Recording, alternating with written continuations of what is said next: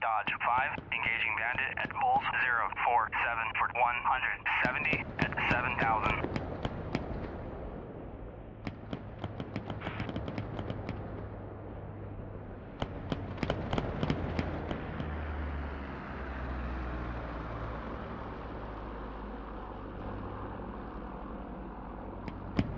Really strange artifact. I think it's probably a crash site, but it's not moving. It's very odd. Never seen that before. Okay.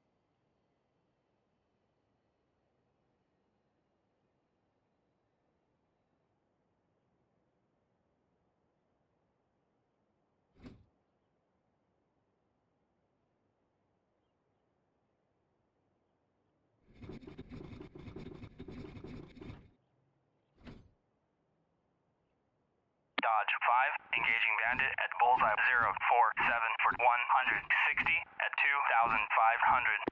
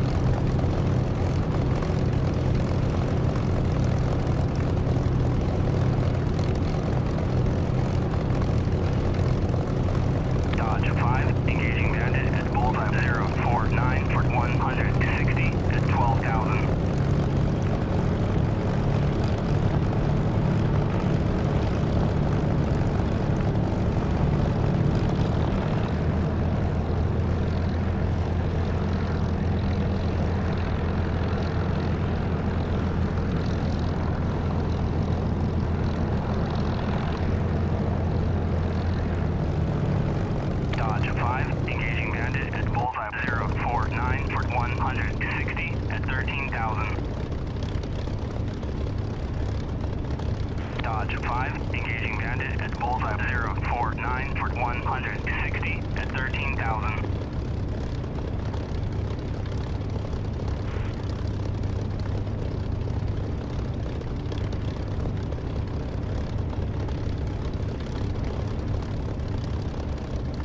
Dodge 5, engaging bandit at Bulls 049 for 160 at 14,000.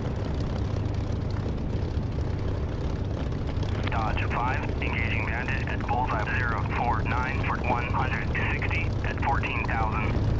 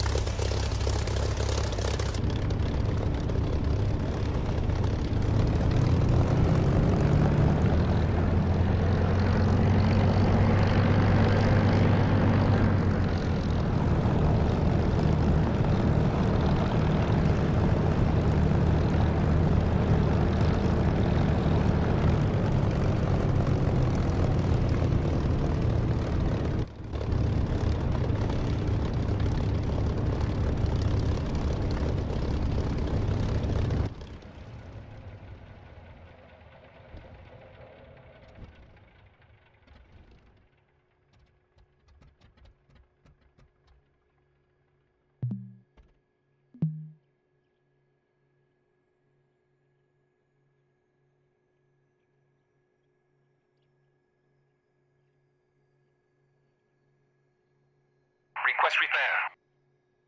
Copy.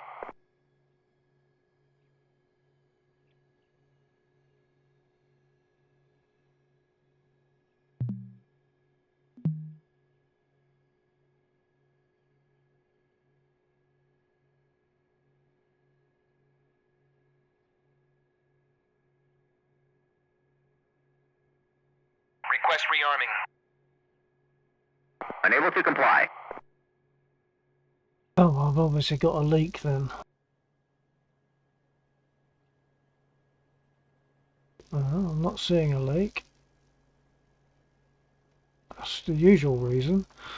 If you're leaking fuel, they won't want to rearm you, but I'm not seeing any leakage. Oh, hang on. Yes, I am. Or am I? Yeah.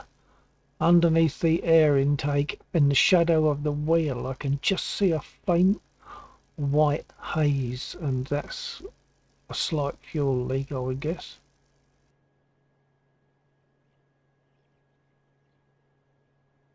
I'll explain why they don't want to repair me. I can't see it from the other angles.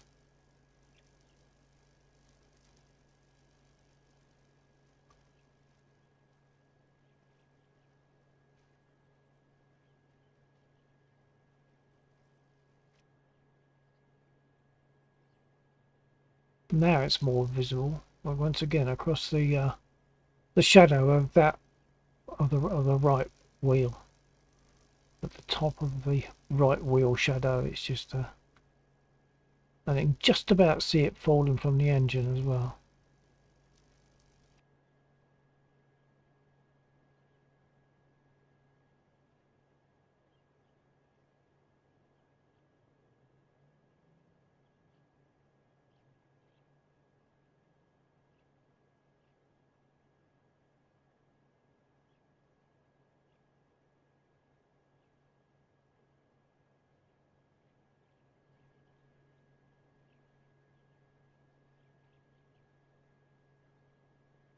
Must remember to get rearmed then, because being they're not doing both at the same time, I've got to remember to ask.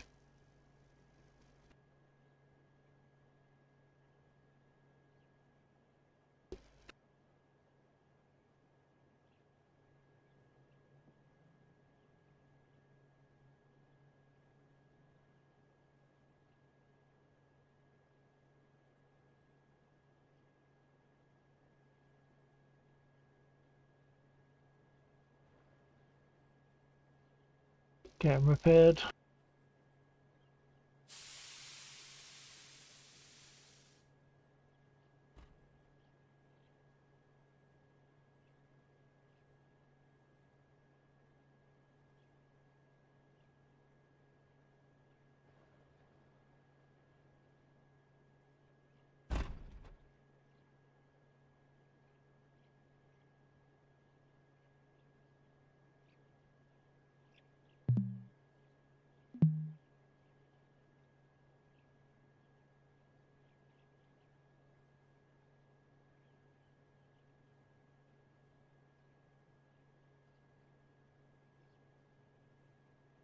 Request refueling.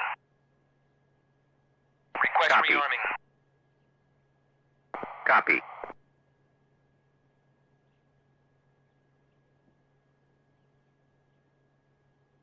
Just by way of explanation for anyone that might be watching, this is an unscheduled flight, unscheduled night of flying, because Refueling complete. someone might well be joining. As much for instruction as anything else, they're extremely new. They've never used DCS before. So, in fact, they're still waiting for their joystick to arrive. So, it's just a sort of a pre-look at DCS with some perhaps advisory stuff going on while we chat.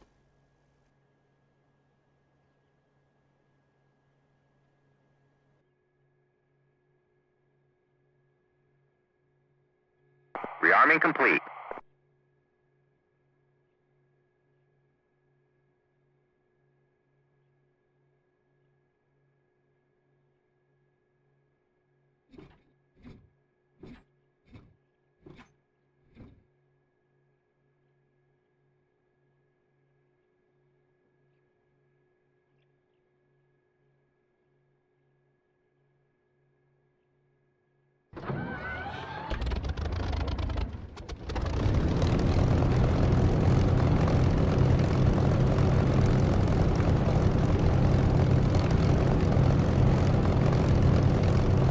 And from what someone else said on a YouTube vid, I'm seeing about take off without nose down. Someone that was doing the video, they said that they used to use the 1 division of nose down, which is fairly normal. But since they got a Warthog, which is what I've got here, they've found that it works better for them. They actually have 1 division of nose up. I'm going to go flat for a moment and see how that goes. Just in case of getting used to it after takeoff as well.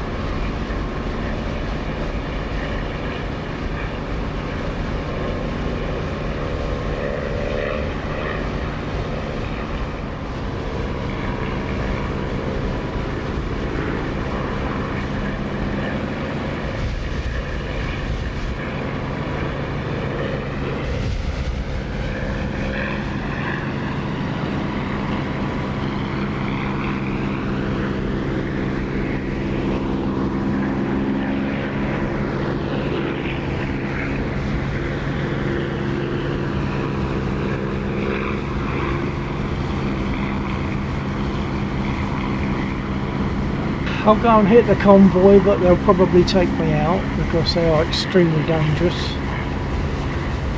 They usually take out my engine.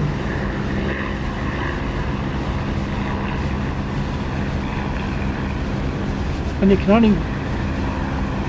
only take evasive action for so long. There's a point where you have to straighten out to make your attack.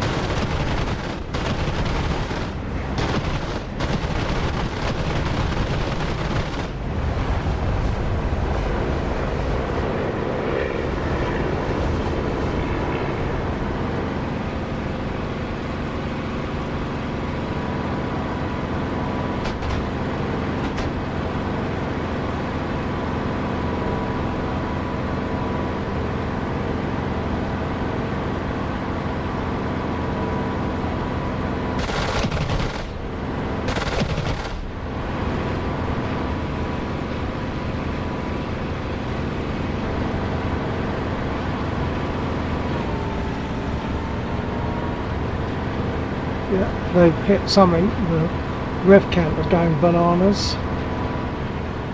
So after land,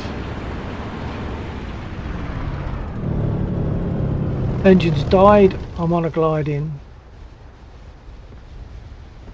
That's what often happens. Doesn't seem ever so realistic, but there you go. Gear down.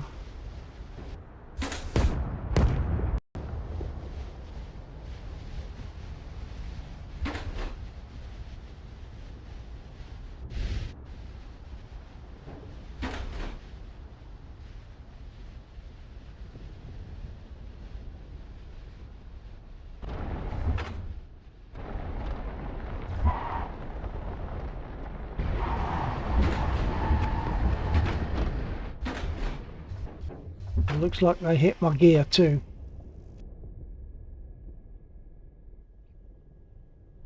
Well, that wasn't a particularly heavy landing, and the gear collapsed. So I think they've hit something that's made the gear very susceptible. So that'll be another repair.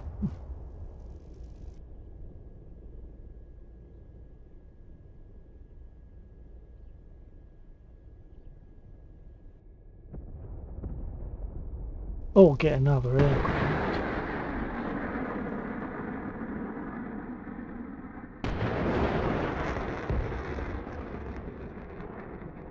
Perhaps I'll get another aircraft.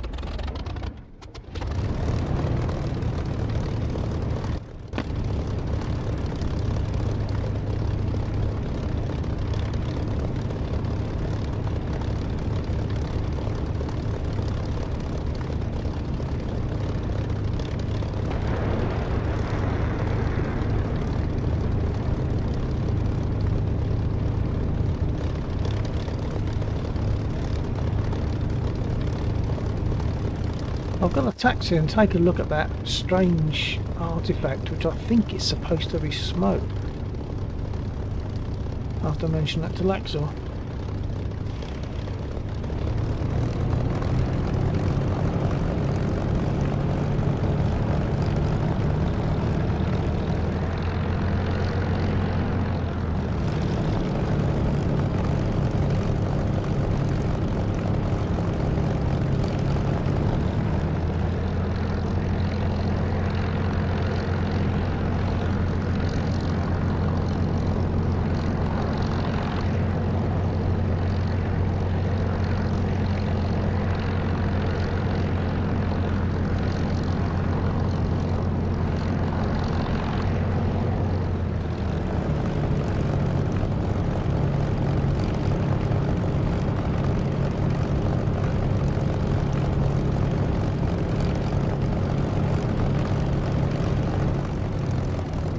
Guessing that's an aircraft tail sticking up.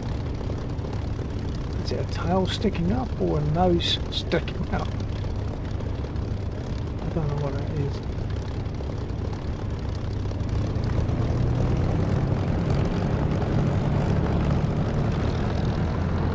What's it like from a different angle?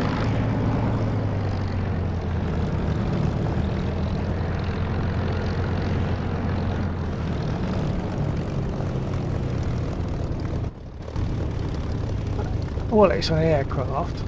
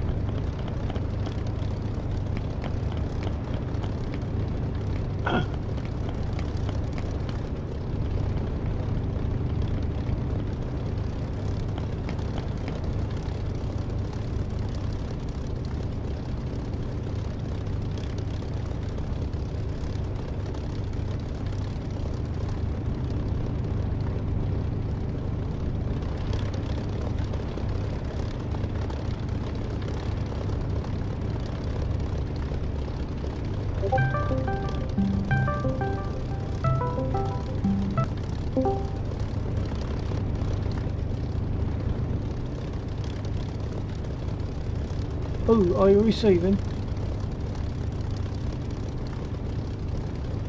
Good evening, Bill. Good evening. Are you receiving? Are you receiving? Ah, yes, I am. Right, I was using the wrong push to talk. Sorry. Hold on, I'm gonna see if I can push you up a bit. You seem a bit low for me.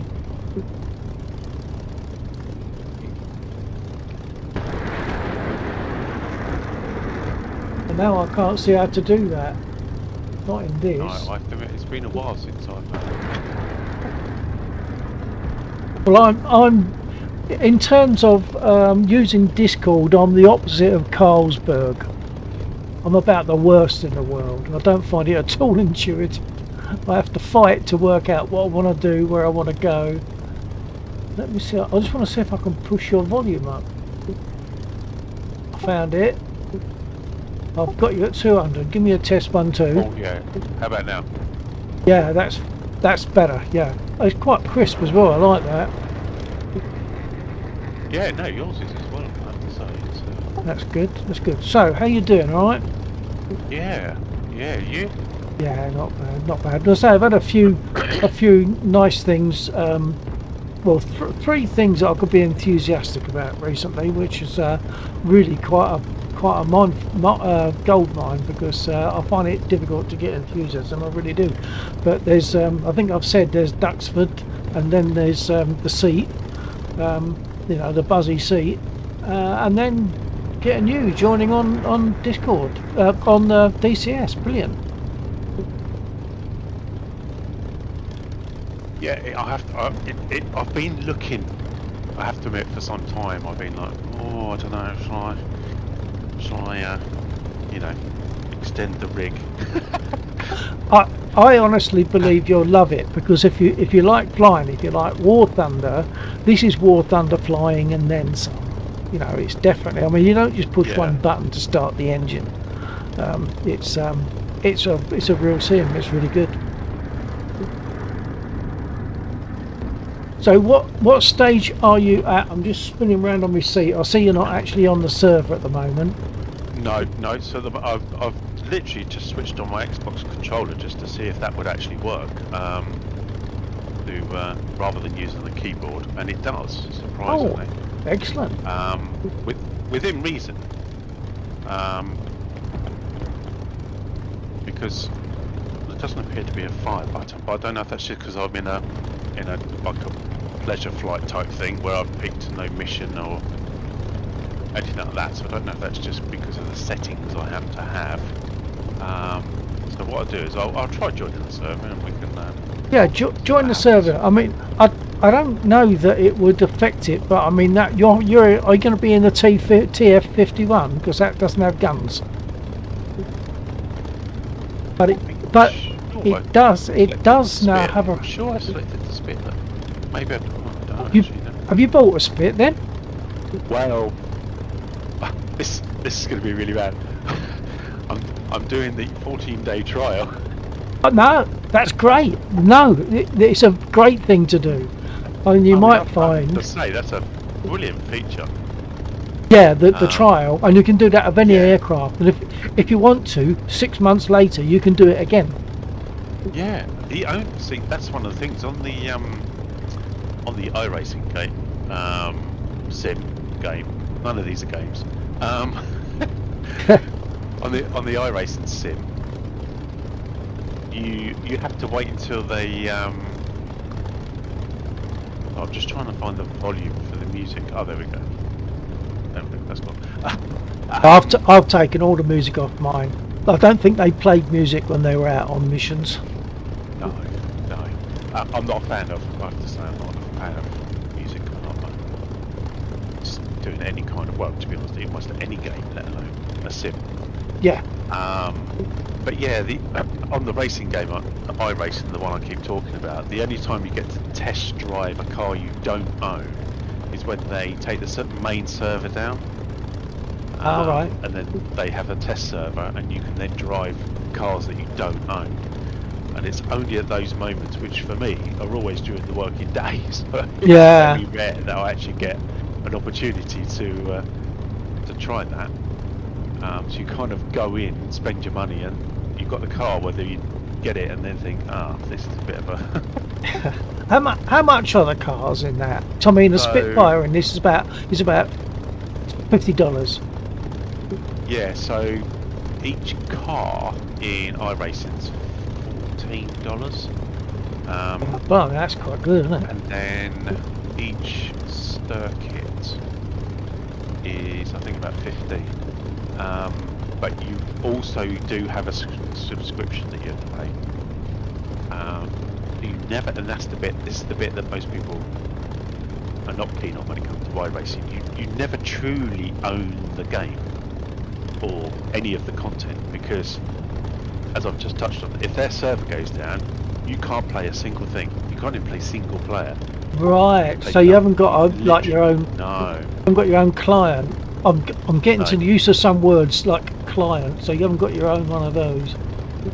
No, it's all completely. It's all very locked down, which comes with its. I mean, I like it because you know that the chances of you getting like cheaters is pretty much like 0.001%, because it's so locked down. So that's very unlikely. And it does mean that because it's so structured, you know, a lot of the, I mean, you can actually appeal race results if you think somebody's done something they shouldn't have done and things like this. Oh, right. They will, you know, review it and then maybe change the result, you know, give people a ban, warn them, all of that kind of stuff.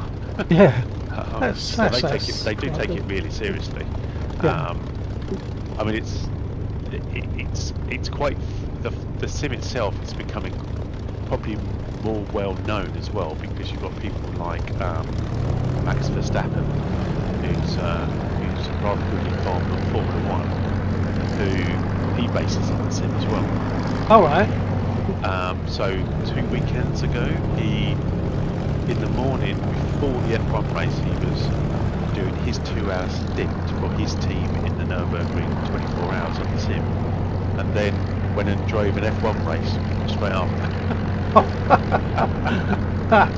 So he had a warm up.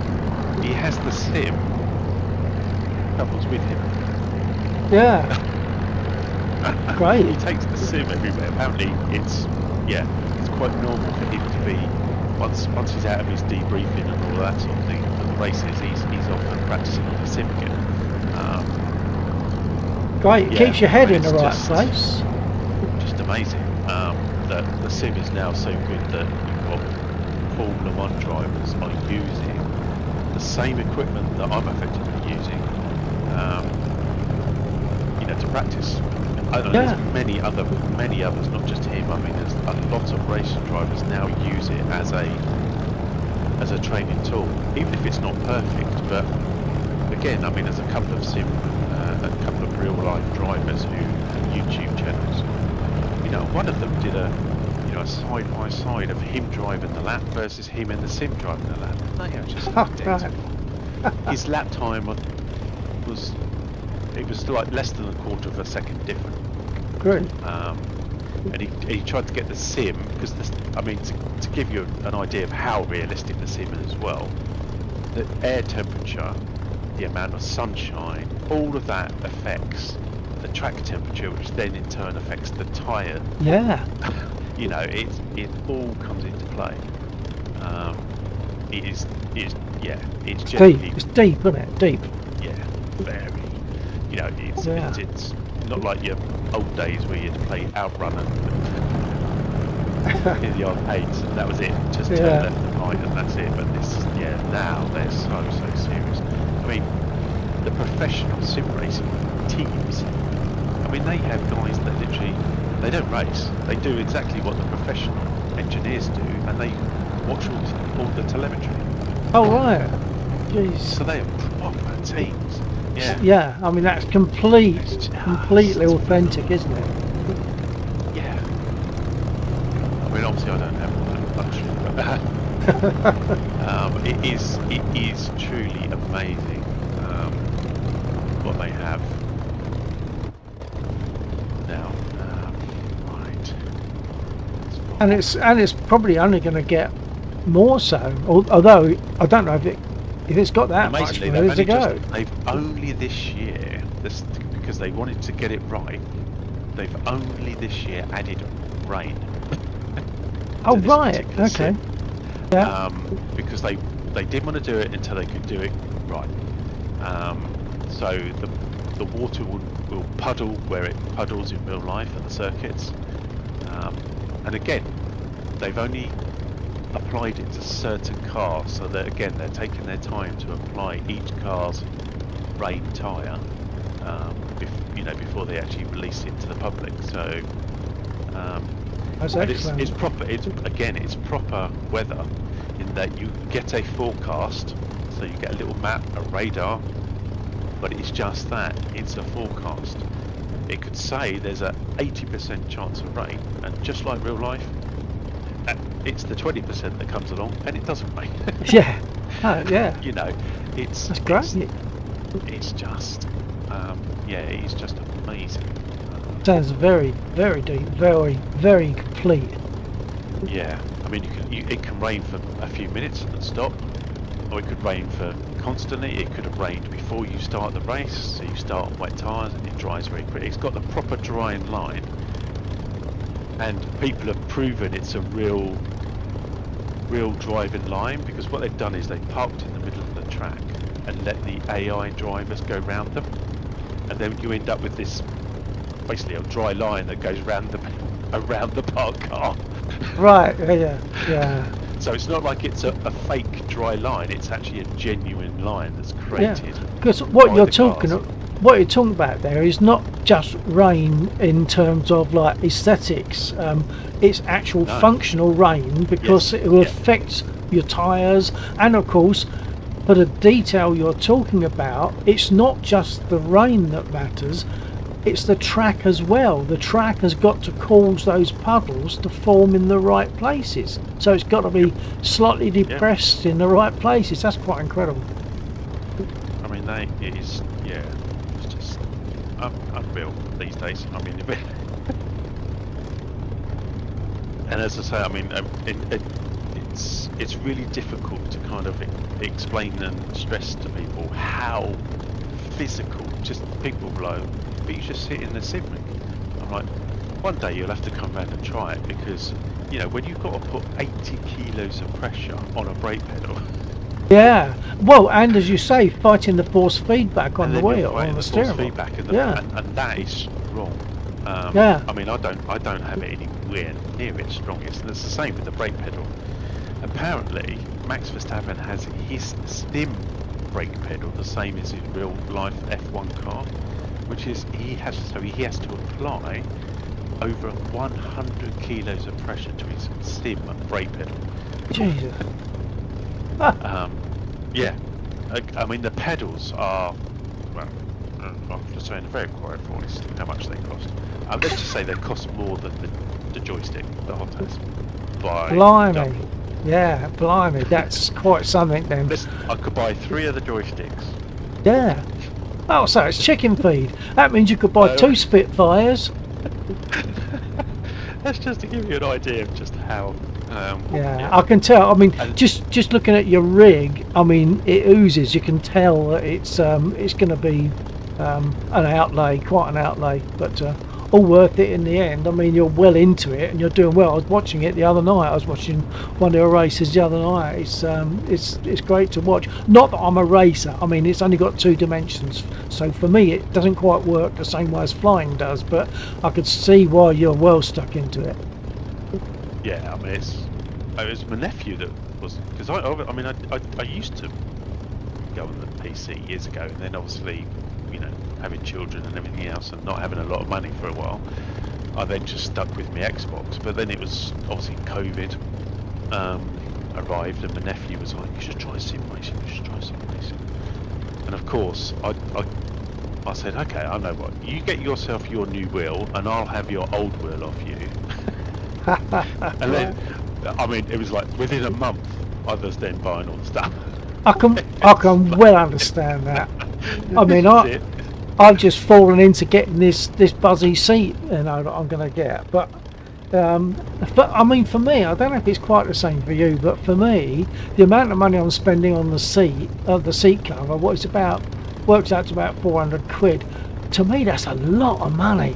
But I was round from Barry from the band. I don't know if I think I must have said that I've linked up with Barry and the band, and I was round there the other week, and I was talking about this buzzy seat, and he was saying, look, just get it. He said, you know, you might as well just go and get it.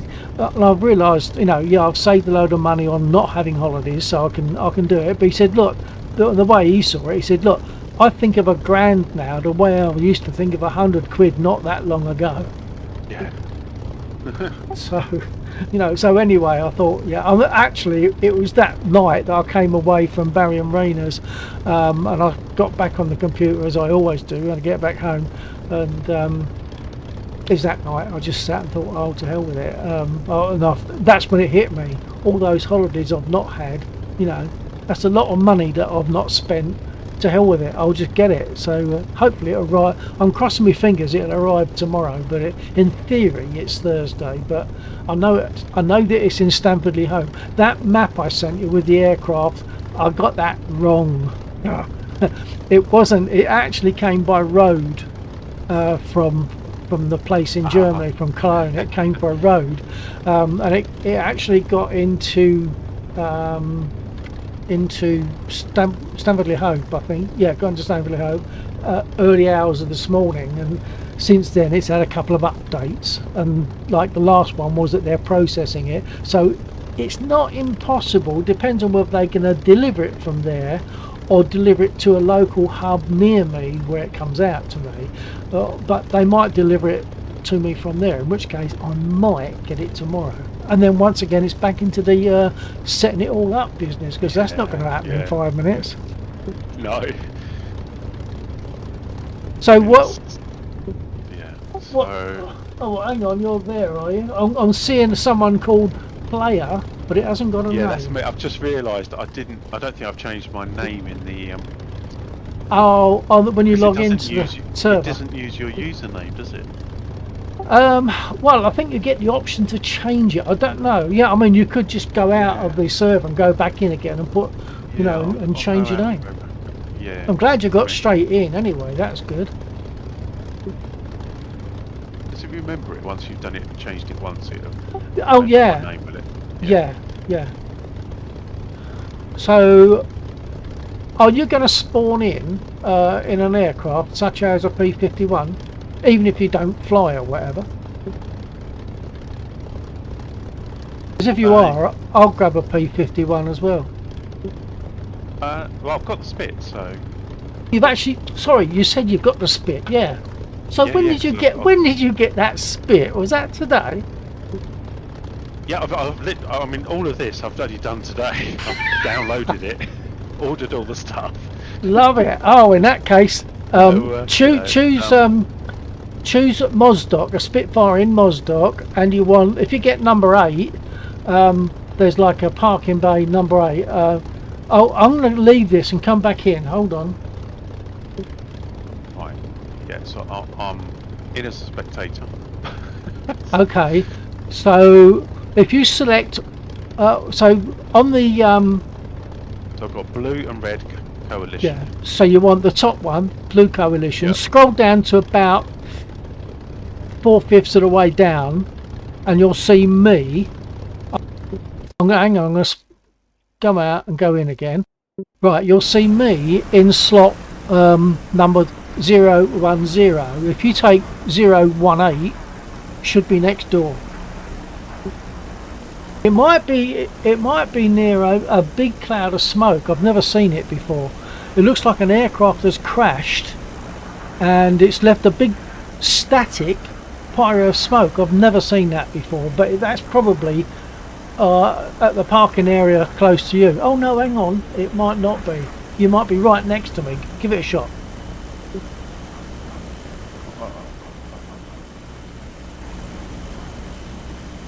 Ah, yes, there you are, 010.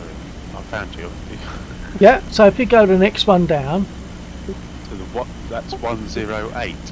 Yeah, 108, and they'll be there. That's it, I see you. Now go Yep. to the briefing and then go to fly.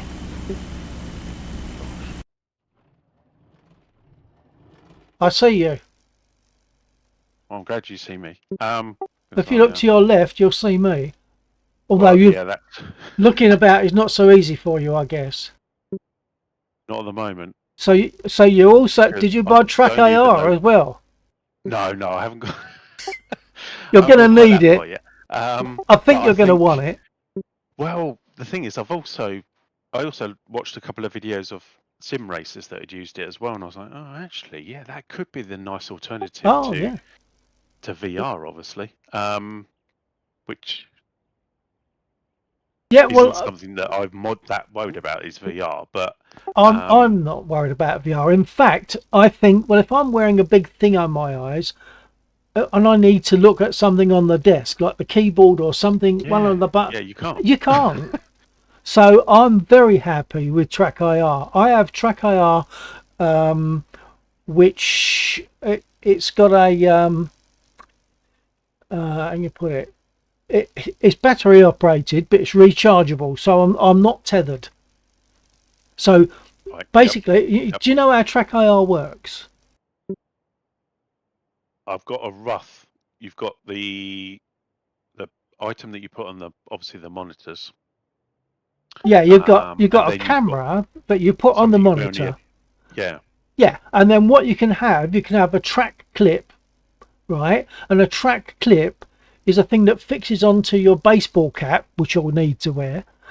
Um, so Yeah. that clip then has 3 reflectors, and the in that circumstance, the camera fires out infrared, and the reflectors fire it back, and it can see where your 3 reflectors are, so it knows which way you're looking.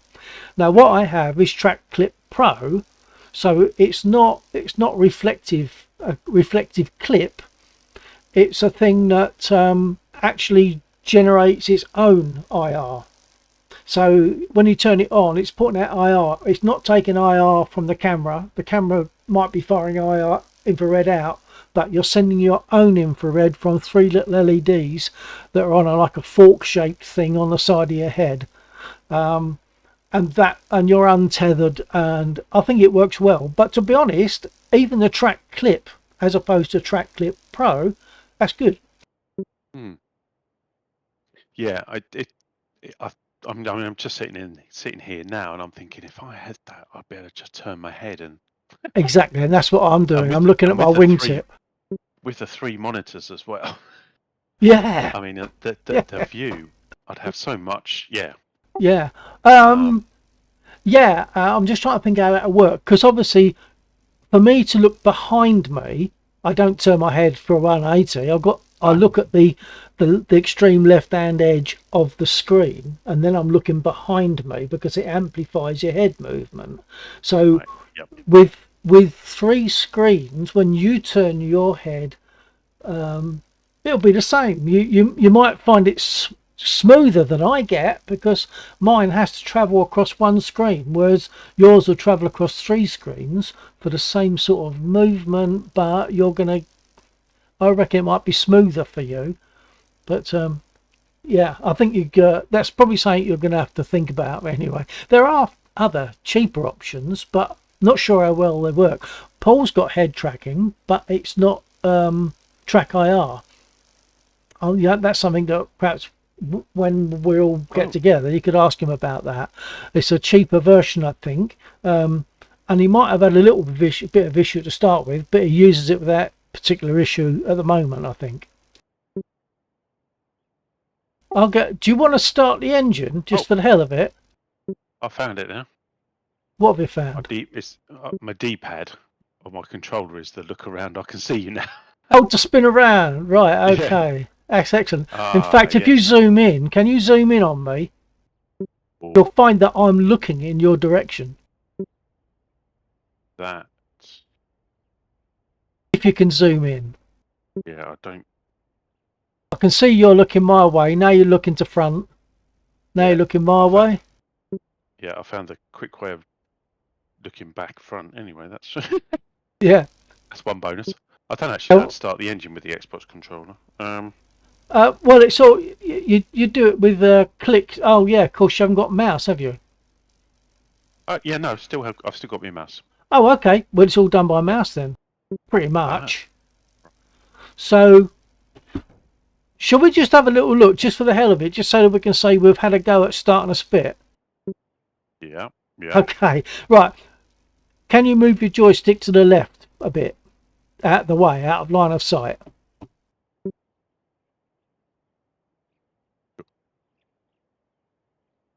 Oh, hang on, what have I just done there? Why do I Is your think I've just joystick turned? responding? I might have just turned some lights on. Oh yeah, you probably caught the two buttons behind it, and you might have caught your panel lights. Behind your joystick, that's why I'm saying to move it. There's two rotary knobs, and when you turn those rotary knobs just to the very first click, it puts on your panel light, so it shines two green lights at your instrument panel. Ah, yes, I did. Yep, I All got it right. now. Well, what I was going to say is get your joystick out of the way so you can see, and put both of those to the very Oh, first click, just so you've got both your panel lights on. Not that that's important. you can change the brightness. That's right. On the very first click, it's just as bright. It's the brightest, and as you wind it round, you dim them. So I tend to just do the tiniest amount so that they're on fully bright, because I'm only flying during the day as a rule. So once your lights are on, not that that's important, to the right of those two knobs, you've got two covers. You might have to zoom in a little bit, but there's two covers. When you click them, they flap down. Starter and booster. Starter. Yep, And booster. So open those covers. yeah. Right, now, if you go over to the left, you've got your two magneto switches. Can you see two Yep, switches? yep. Right, click on them to turn them on. Oh, this is amazing. I know. So I've got to think where we are now. So you've got your lights on, you've got your starter and booster flaps open, you've got your magnetos turned on. So now I'm going to do it the quick way. Oh, if you can get to it. Now, hang on, it's not an easy one to see. Underneath, there's two wheels round to your left. These are your trim wheels. Underneath the large trim wheel, which is your elevator trim, there's a switch. And if you can turn that switch, it will put your fuel pump on. So you've just got to click on that switch. Might not be easy to see. And it's, oh, yep. Oh, yeah, I can hear a noise. You're going to say, if you got it loud enough, you'll hear it running. I can't really hear mine. Right, so the fuel pump is on. Now, once again, moving your stick to the left a little bit, there's a lever that hangs down to the slightly to the left of the right rudder pedal. And you've got on off, fuel, and on markings. If you put that lever to the top, to the on position. Yep, yep. Right. I think I can hear another noise now. Um, Oh, no, you might. no, I can't. That's just a plane flying over the house. Oh, right, okay. Well, you might hear planes in this as well occasionally. Right, so we've got the fuel on. So hang on, let me just think. I'm trying to do this bit by bit. Normally I just go through it and without thinking too much.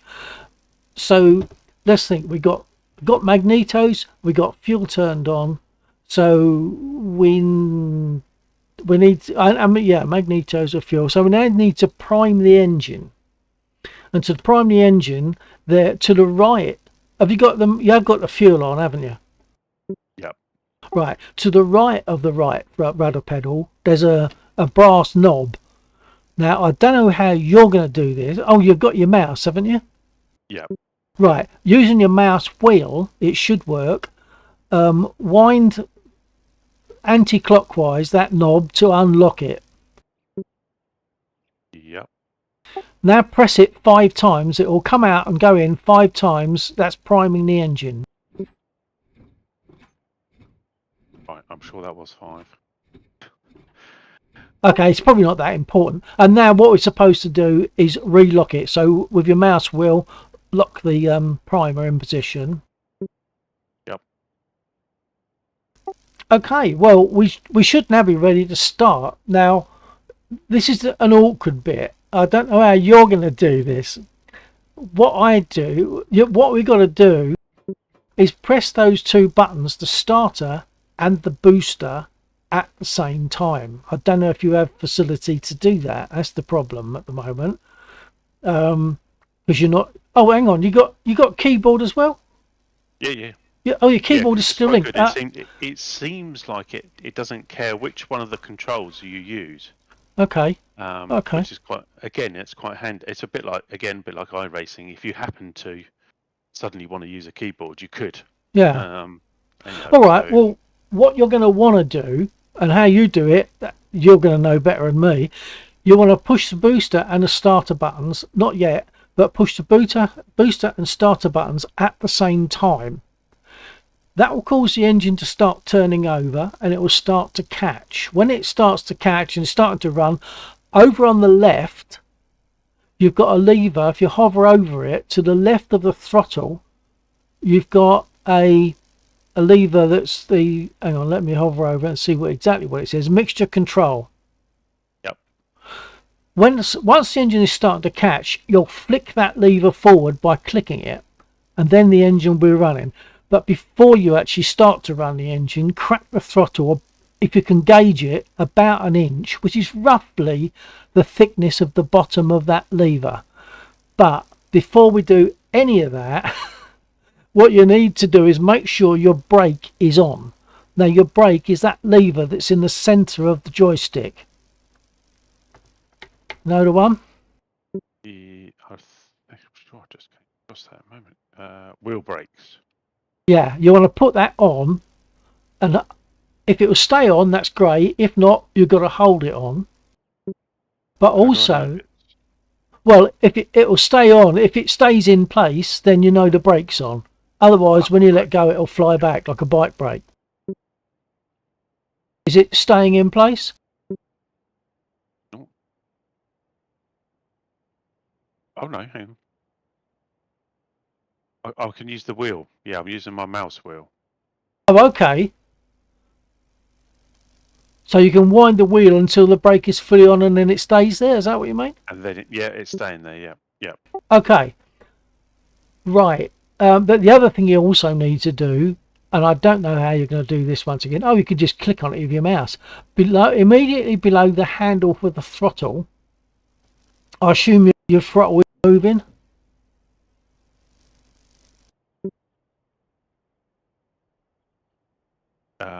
Yeah, I can. Yep, I can move it. Yep. Immediately below that, there's another lever, which is your prop pitch. And you want to push that prop pitch RPM, well, propeller RPM, push that fully forward. I haven't actually started the engine yet, though. No, that's all right. That's fine. These are the things you want before you start. So you want the brake on, because otherwise when the engine starts, it's going to pull you forward. And you want the prop pitch fully forward, which is fully fine. Otherwise, it's like trying to pull away in 4th gear. That's the guts of it. So if you now stand by with your I don't know how you're going to click it, but these things, you've got to do 3 things at the same time, and that is push the starter and the booster. Once it starts to catch, hit the mixture lever.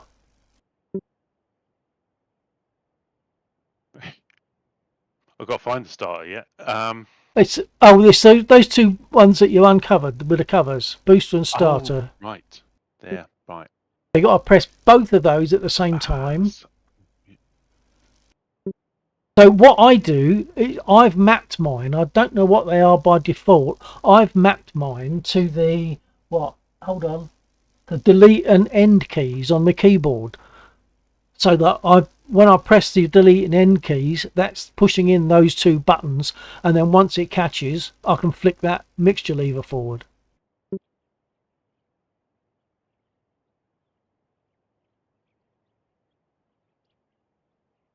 Can't see. Yeah, it's a bit strange. They don't appear to have mapped it to any of the buttons on the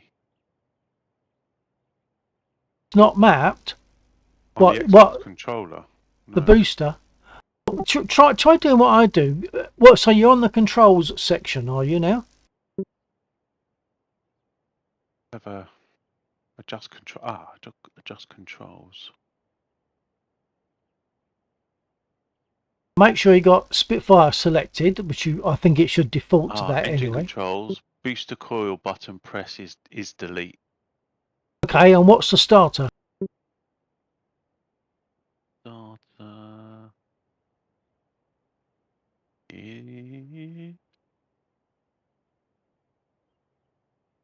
I used to Home. have them as the home and delete. Yeah. Yeah, it's Right. the home and delete. Okay, so you're ready. If you press the home and delete keys, and once the engine starts to catch, because you've already primed it, haven't you? Once the engine starts to catch, flick that mixture lever forward with the throttle cracked by about an inch, and it should run. Goes.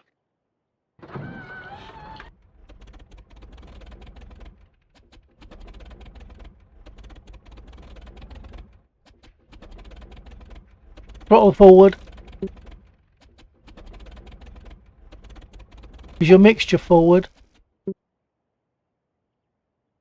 Oh no, obviously it was, but I failed because it's Okay, put your mixture lever back to its normal position, and reprime with another 5 pumps. That seemed, maybe you had more pumps because that did seem quite flamey from here.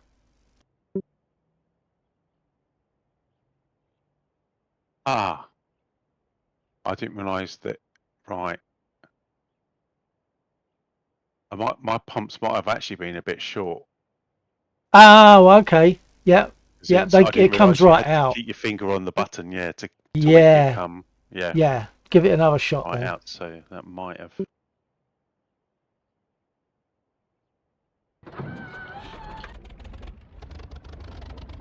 Mixture lever forward. Your brake on. Oh, I think you just need to respawn.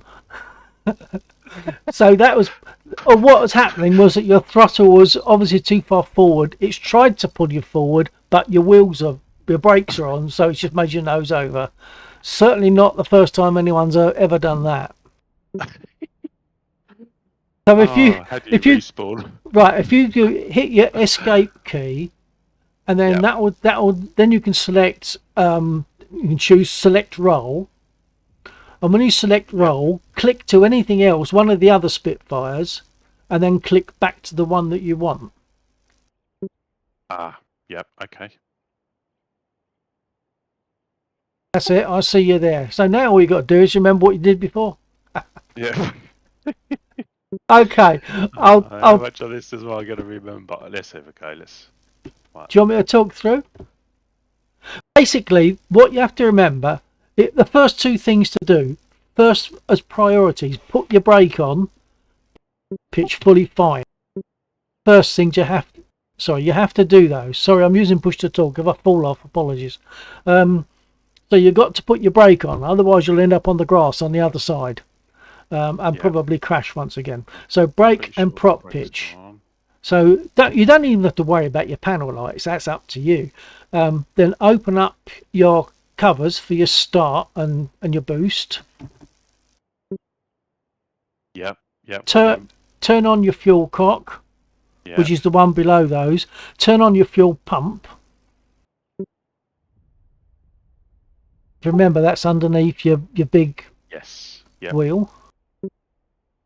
Have you got that? I know it's all good to get to. Right, and turn on your magnetos. Oh, I know what happened with the throttle. All right, is it reversed? No, it's where I'd been messing about with the Xbox controller, and it had obviously moved it forward without me Oh, before we'd started, right. because Okay. I was just pressing the buttons to see if something would start the engine. Of course, I Of think course. obviously Yeah. somewhere one of those buttons does control the throttle, and of course, what I didn't appreciate at that time, now I can see that it's clearly was moved forward. um, Okay. Well, so put your right, magnetos on if you can remember where they are. Over on the left. yep, and then a primer. Well, don't worry about your primer just for a second, because something else I was going to say is if you push your throttle without doing anything else, push your throttle forward, not yet, in front of you, just to the right of the radio, which is 5 red buttons. To the right of that, there's a thing saying down. Your gear indicator light is down. But at the moment, it's not actually on. That's just what you're seeing. What you want to do is push your throttle forward. There's a little switch underneath the throttle so that when you push the throttle, it turns that switch on and puts your gear indicator light on. See, it comes up bright. Ah, yes, yep. Right. Okay, so now you've got your gear lever. So you've got your fuel on, you've got your prime, you've got your magnetos on, you've got your fuel cock turned on, you've got your brake, and you've got your prop pitch sorted. Okay, so now you can prime with 5 good strokes of the primer.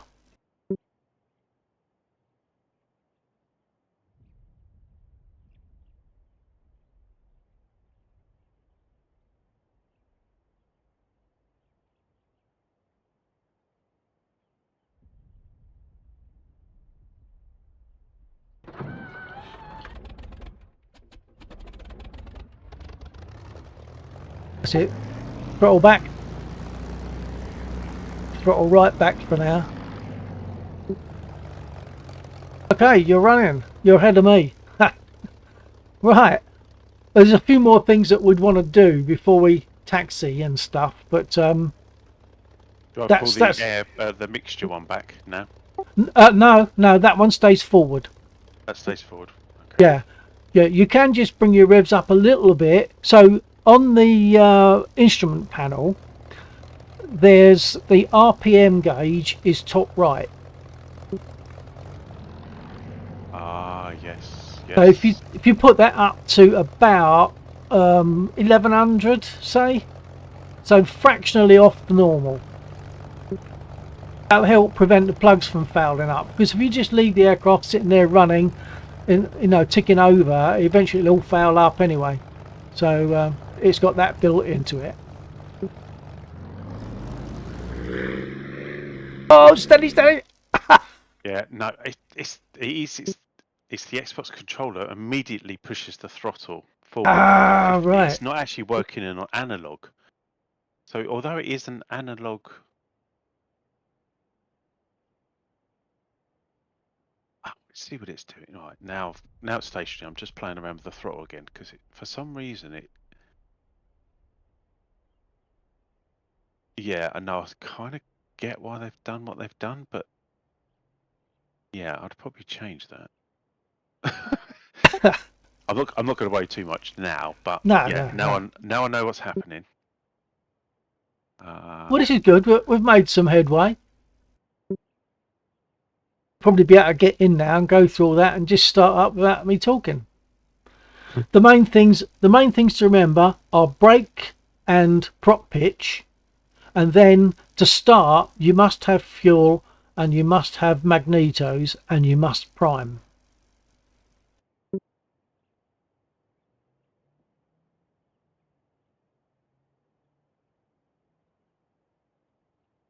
And it's a good thing to push your throttle forward to get that gear light on, because otherwise if you do it with the engine running, obviously it's going to cause the engine to blip, and there's there's all sort of dangers there.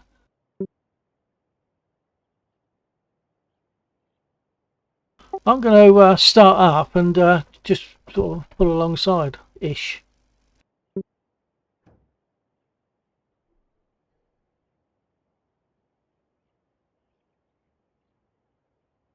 Got something.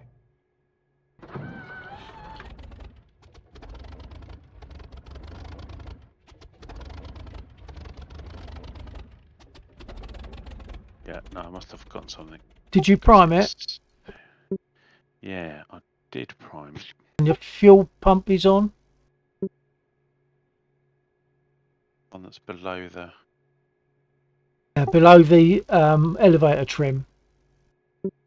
Yeah, because you can just hear a little noise when that one comes on. Yeah. Well, you can. I can't hear mine. But... Oh, I missed the fuel. Ah. It was the fuel, not the... Yeah, What, the fuel cock or fuel pump? cock. Ah, okay. The one behind your... Yeah, because it's not very visible. And that's the No. beauty of Track IR once again. I just lean to one side a fraction and I can see all that. You're going to want Track IR. Yeah.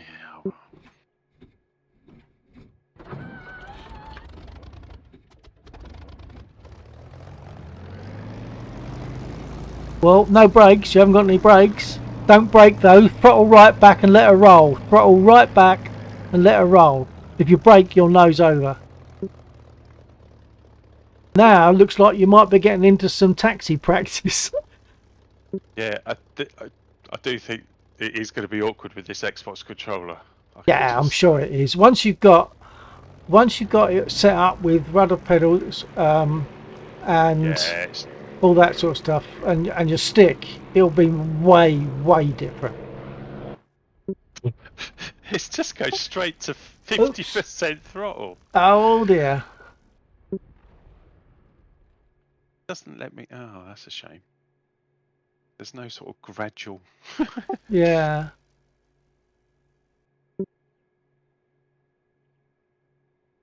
Oh. Have I started in the same place?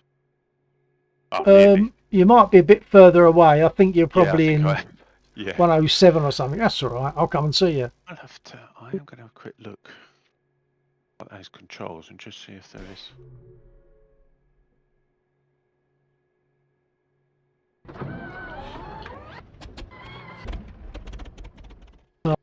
See, now I've been talking and I'm missing things out. Perhaps I didn't prime it.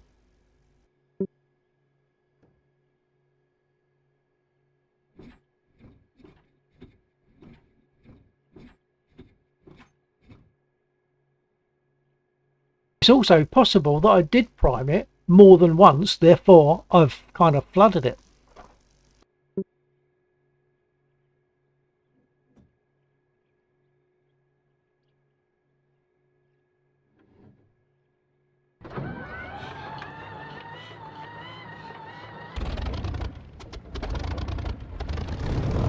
I don't know if you saw and or heard that.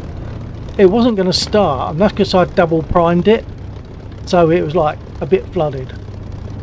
I'll pop along and see you.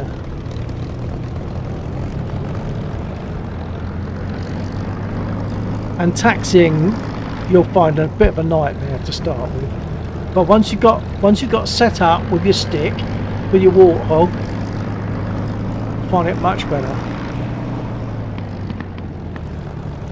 Oh, and I'd also recommend, and this is for something else, there's so many things. I'd also recommend downloading the engine sound from Echo 19. Echo 19 do different sounds, and they do the engine Spitfire sound. Just realised I've been talking to no one because I had the wrong button pushed. I've forgotten what I said now after all that. I was pushing my wrong push to talk and rabbiting away.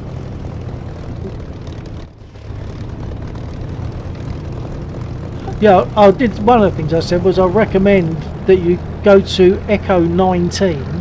They do engine sounds, and the engine sound of the spit that they've done is what I've got. You probably can't hear it in this way, only if you've got that sound, even like as third person. But it's a much nicer engine sound, especially when you're flying with a canopy open. It's beautiful.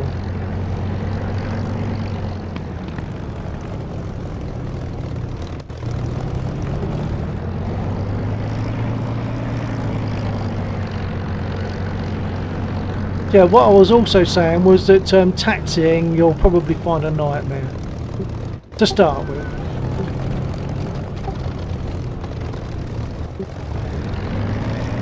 Oh, you forgot to put your brake on. I've done it again. Yep. Just don't brake at the moment. Just take the throttle right off, but don't brake. Oh, oh, oh. Oh, oh, oh, Might get away with it. You might. oh. It's a lot of... Right. So, Oh, is your engine still running? yeah. Okay. Right. So, you got away with it. Yeah, I'd already started to do the brake when... Yeah. I will remember the brake one day. Yeah. That's probably one of the most important things when you're starting the engine is to put the brake on. It will just pull you forward and you forget. And then of course you panic, you put the brake on and nose over. Taxiing is a nightmare of a mixture of rudder and brake and throttle. Yeah, that is... But you'll get there.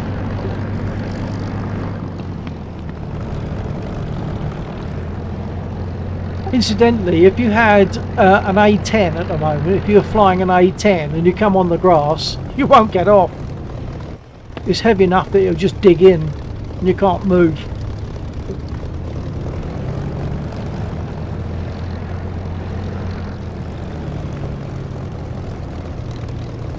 But once you've got your Warthog, I'll be able to help you out with how to taxi, and you'll have control. Be much better. So just for the hell of it, I'm going to take off. Leave you looking and thinking. I'm going to take off.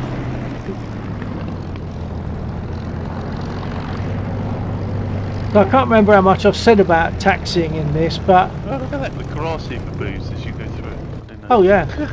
Unfortunately, it sticks through your wings as well when you've had a crash. So there are some things that are not quite right. Oh. Actually, You've got to bend. I've just noticed I've got holes in my wings. Yeah, you got holes because that represents you sustained damage of all your bouncing around. I don't know how much I explained about taxiing, but basically to turn right is right rudder and apply some brake. To turn left, it's left rudder and apply some brake. If you apply some brake without the rudder, it applies braking to both wheels equally. They call it differential braking. Right, I'm just going to do a quick check.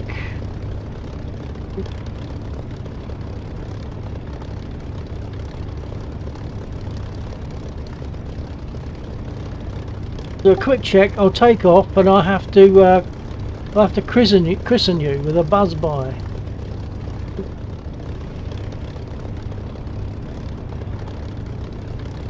Takeoff is a bit of a process as well.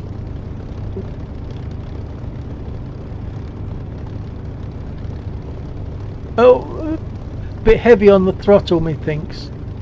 Yeah, it's this throttle is. Yeah, you'll be all right. Once you get your Warthog, it'll be great.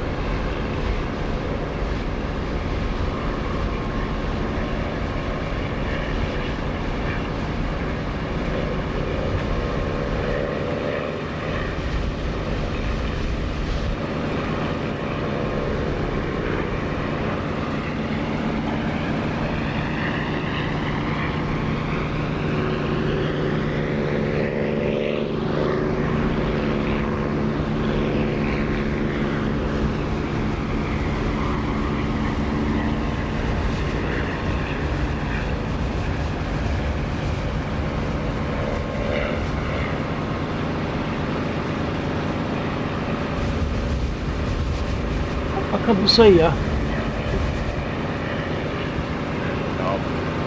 Camouflage in the grass. Oh, I see you're at this end now, near the taxiway. That sounded amazing though.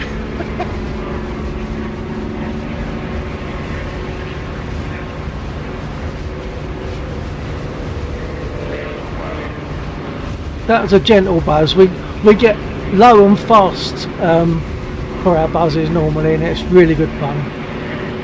And if you had the Echo 19 engine sound, you'd hear my engine the way you probably should.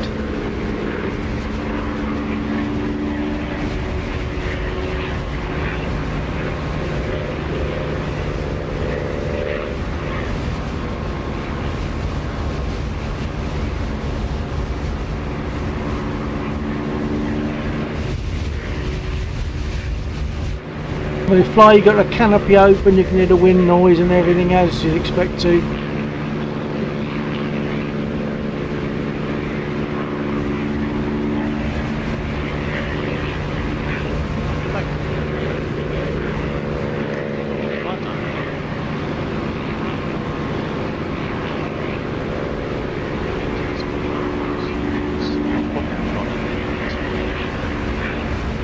When do you imagine your stick's going to arrive?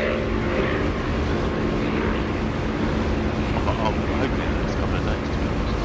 Before the weekend, that's my kind of.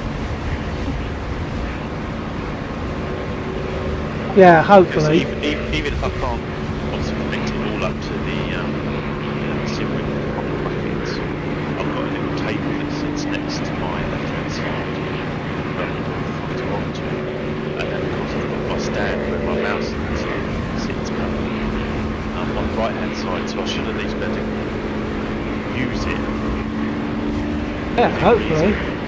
Although it won't be quite, as I say, the perfect setup, which is ultimately it'll be attached to the link. Yeah, all this is going to take some time. I mean, even as you saw a bit earlier, especially because you haven't got your gear yet, just starting it up, can be prone to little difficulties like forgetting to put your brake on and stuff like that. I've done it so many times.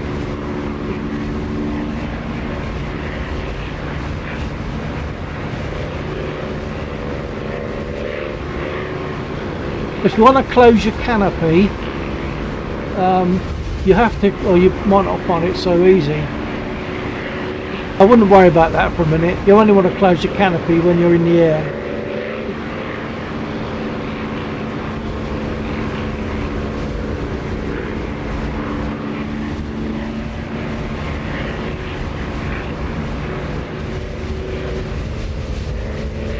This engine sound, I don't like to close the canopy because it just sounds so nice, especially when you're low.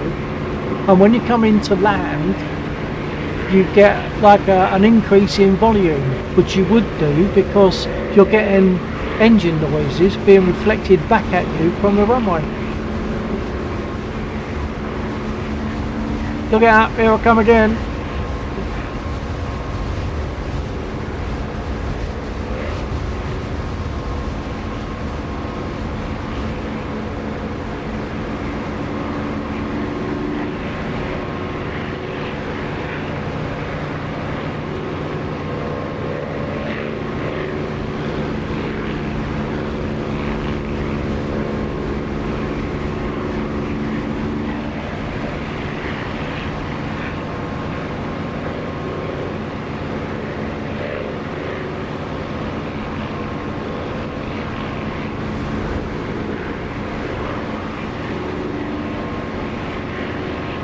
Are you able to assign your car pedals to rudder at the moment or not?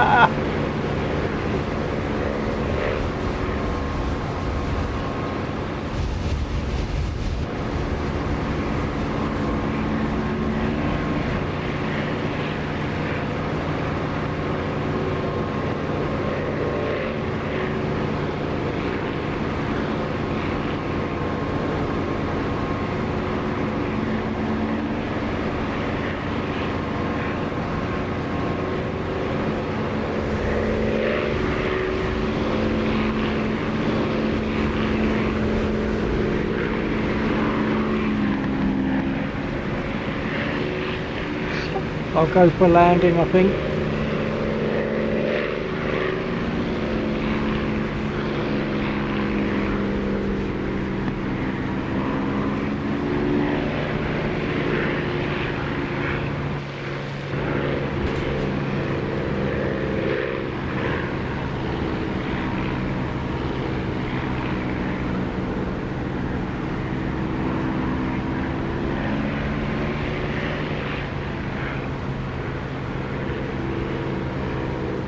Coming in past your 3 o'clock.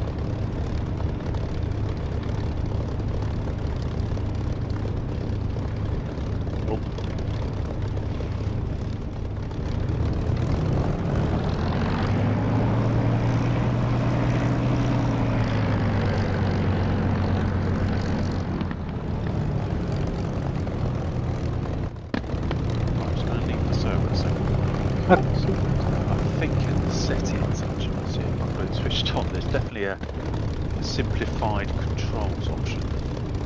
I can see that. Yeah, one thing you don't want is takeoff assistance. I think that actually has a negative impact. We have to do with anything else.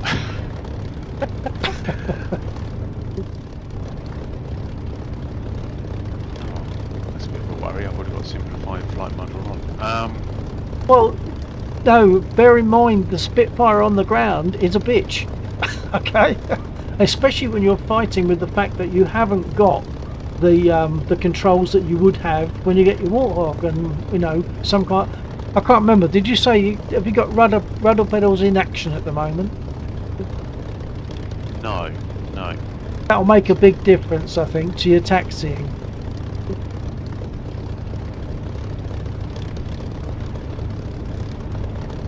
I think it's.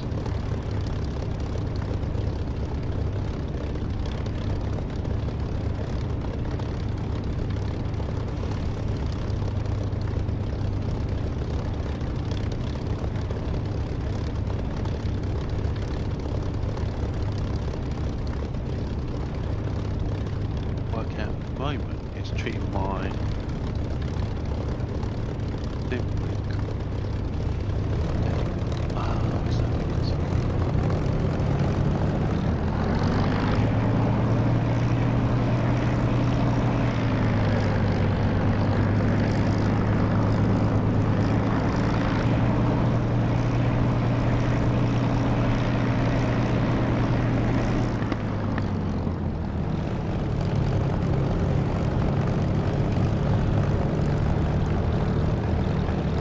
Another reason why taxiing is uncomfortable, being a tail dragger, they're worse.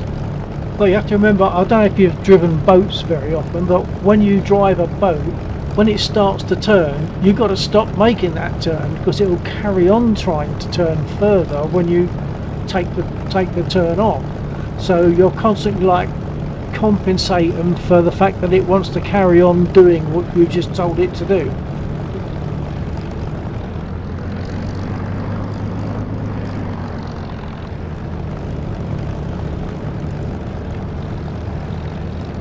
Another thing is, once you've got it getting set up, you can adjust the curve, curves that affect how much and how much, like your throttle movement affects the throttle on the aircraft, how much your stick movement actually affects the control surfaces on the aircraft. So you can have it so that you pull the stick right back and the elevators are barely moving. Obviously you don't want that, but right forward means the slightest touch, and they will move a lot. So that's a balance that you have to eventually get.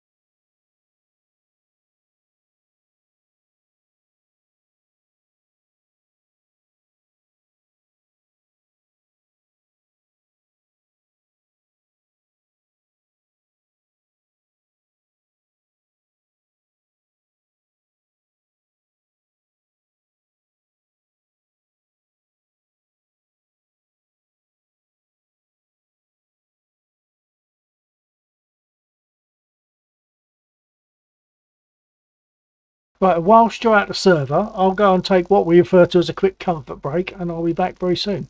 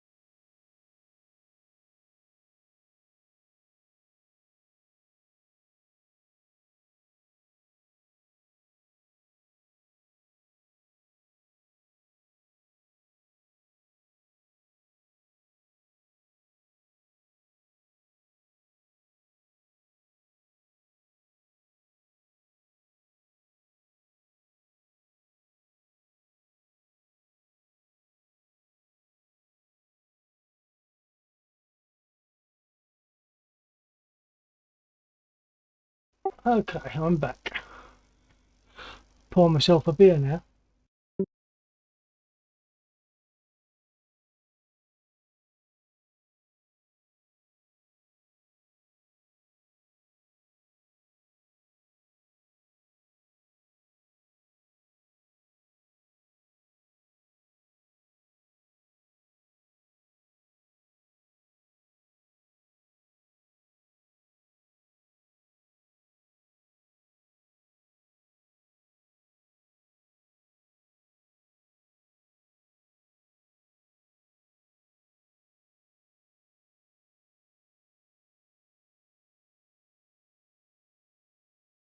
Ah,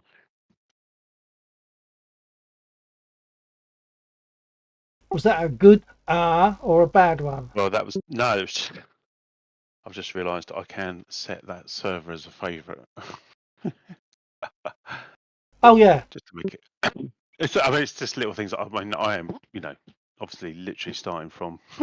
Oh no, I think you've done amazingly well actually, especially having a Spitfire on your very first jaunt in DCS. There is, well, I'm kind of hoping I may have improved things. May have.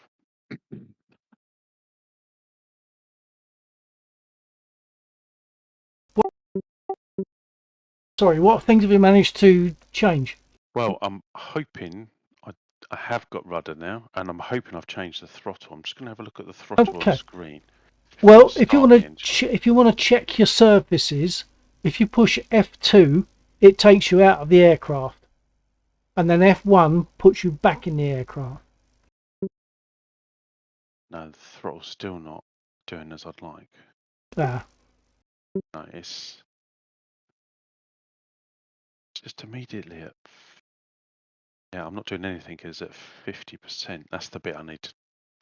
right. Hold on a minute though. What are you using for the throttle? Is it a button or some kind of a?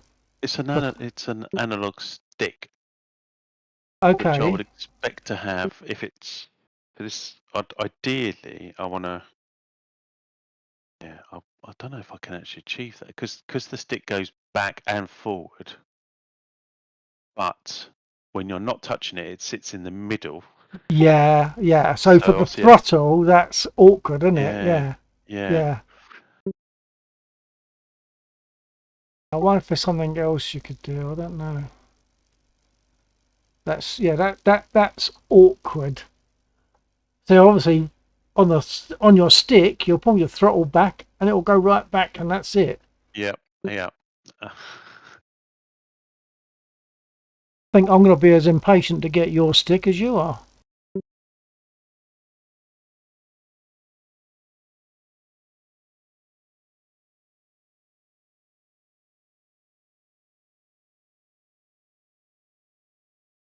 Oh, that's nice. It's not Friday, but to hell with it. I'm having a beer anyway. I have beers, obviously, and I'm flying on Friday night and Saturday night with Paul. Paul is Laxor, by the way, LAXXOR.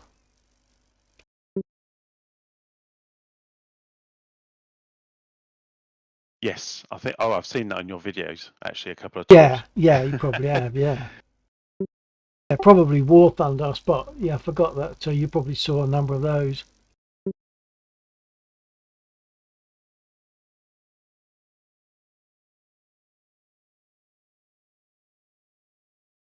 Actually, what you probably can do that throttle by adjusting the curve.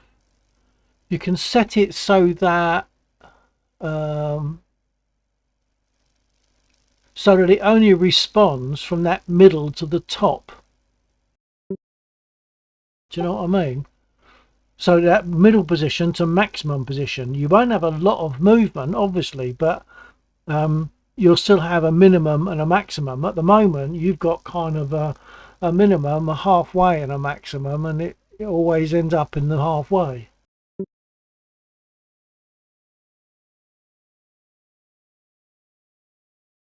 Are you aware of adjusting curves and stuff in DCS? Yeah, that's what I'm just looking at now. Yeah, so hold on. Right. You can select on the top. When you're in controls, you get all but axis commands, and another one is axis commands, so it won't list so many, just your axis. Yeah. Alright.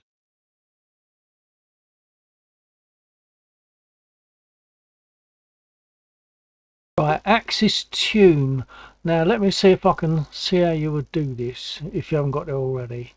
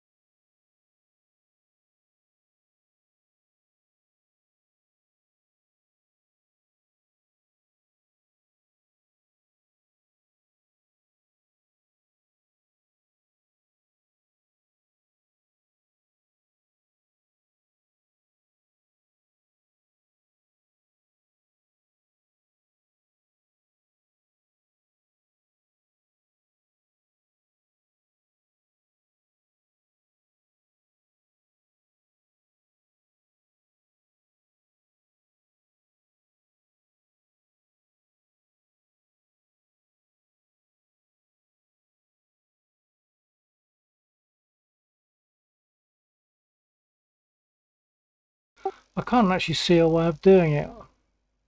I thought that there should be a way of Zion sheep. telling you that Hey Bill. you can adjust. Hang on, Ian. Hello, sheep. How you doing, sir?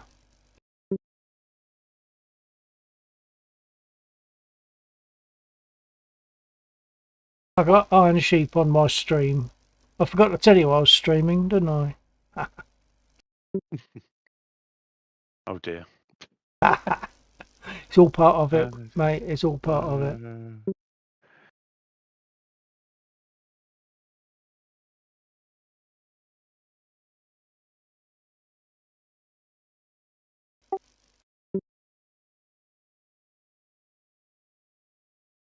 Actually, it's been a while and Sheep hasn't responded. I've got a feeling it's not going out to him.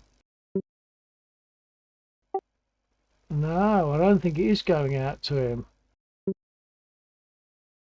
Sheep, are you receiving? Zion sheep. Not bad. Maybe looking at flying to England. Oh, flying to England. And when would that be, sir? Zion sheep. Not for a while though. Okay, I just want to test my transmission. I'm going to give you a count to 5 on the other push to talk. Can you let me know if you get it? 1, 2, 3, 4, 5. That was a test transmission for Sheep. Iron Sheep is his name. Zion sheep. Affirm.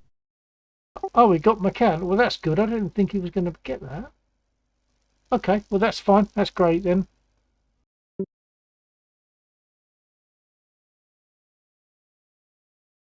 Yeah, at the moment, Sheep, I'm working with an ex-work colleague from some years ago. He's just joining in, getting onto DCS, and would you believe it? His first day in DCS, he's already got a spit. Okay, he's only got it on trial, but he's got a spit in DCS at kickoff. That's not bad.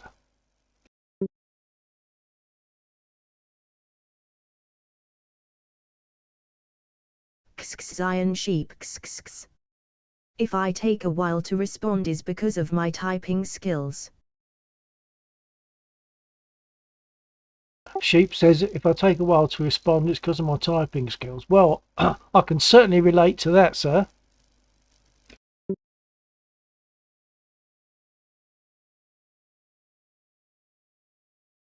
The other person here is Ian. Sorry, go again, Ian. Yeah, no, I've resorted to just a bog standard 2 buttons. One for making it seems to work better. I feel as I'll have more control with Oh, okay. Yeah, It's only got to work till the weekend, hasn't it? you know, it's. I just think that's. Yeah, Zion I sheep. cannot get the analog where I'm happy. So That's I my think middle name. having I press a button to move it forward and press a button to pull it back. So, Yeah. but I can tap it, so it does mean it at least is a little bit more incremental Yeah, in its some kind of movements, control. rather than that sudden. But Iron Sheep shares your name as his middle name, by the way. He says. Excellent. Ian can't know what Iron Sheep's saying unless I read it out because he's coming through on my chat box that I've got on the screen. Must have got that break there for a minute again, almost.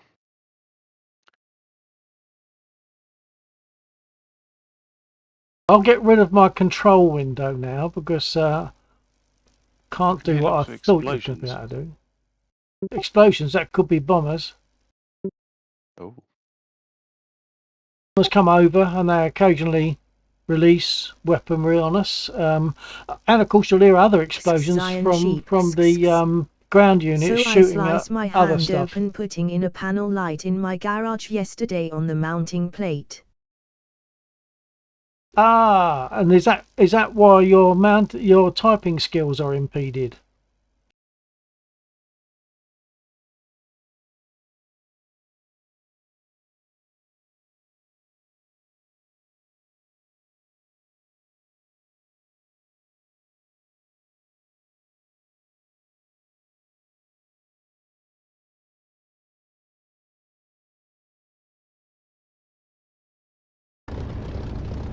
Zion sheep. Yes, Yeah, more delayed than usual. Even with the with the buttons on my struggling to get any kind of precision. Yeah. Well, I mean, it doesn't really matter too much because this is only very temporary, isn't it? Yeah. It's just nice to. Well, I mean, at least I've learned how to start it. I've started it again, so yeah, on that bit. Yeah, you did well on that.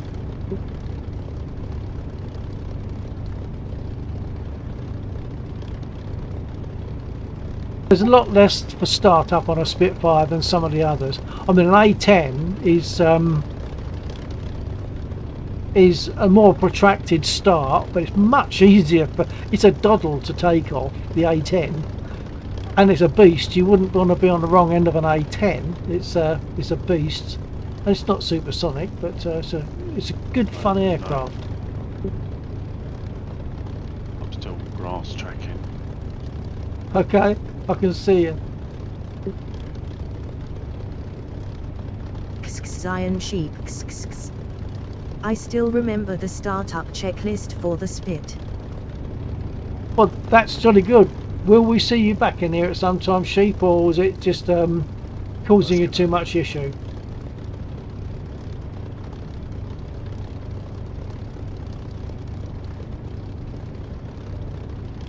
By the way, one of the main things about taxiing is that most people tend to freezes over. I'll come back in a minute on that, Sheep. Hold on. Yeah, the thing about taxiing is that the common fault is taxiing too fast. So you only want to taxi with probably a maximum of about 1300 RPM. That's the thing. It's. Of course, you're restricted on what you can do with the throttle, so that's more of an issue as well.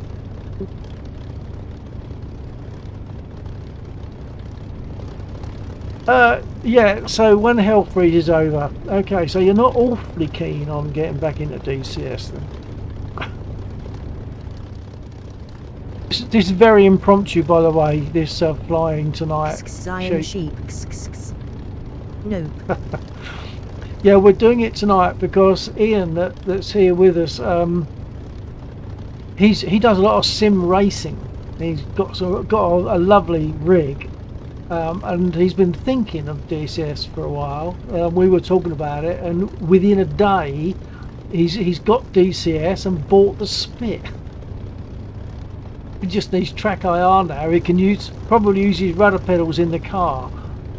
Sorry, his throttle and clutch pedals in the car for his rudder pedals.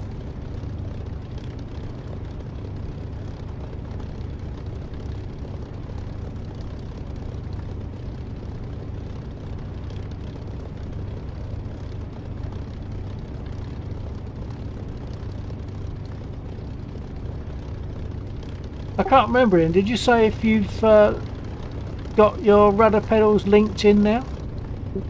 I thought I had, but I don't think they're working quite Okay, right. well, if you can stop the aircraft very gently and put the brake on, you can jump out and then move all your control surfaces and see if they're moving. That's F2 to get out of the aircraft. And that way you'll see if you're actually moving the rudder. Yeah. Zion sheep. Oh, okay. If I get into DCS again, it would be to find people who would like to do a team formation flying for a show. As I would,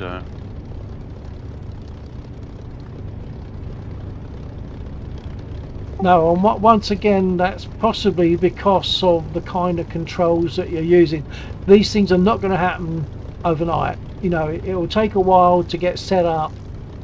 Even when you've got your HOTAS, it's going to be a while before you get right. Having said that, I can send you my config file, and it won't be exactly the same for you, but a lot of it will be the same. So you could use the same buttons and stuff as I'm using, and like the brake lever would be the grey slider that we have on the control unit, on the throttle unit, and a lot of those things will be there sorted out ready for you.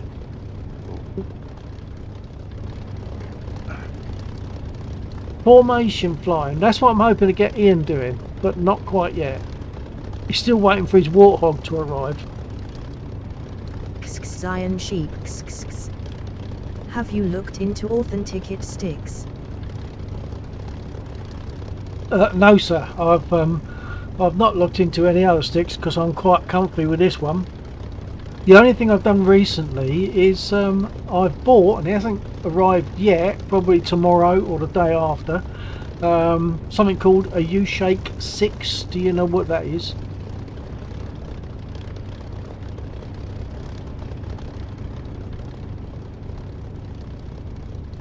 Zion sheep. They have a full spit set up. What, for the U-Shake?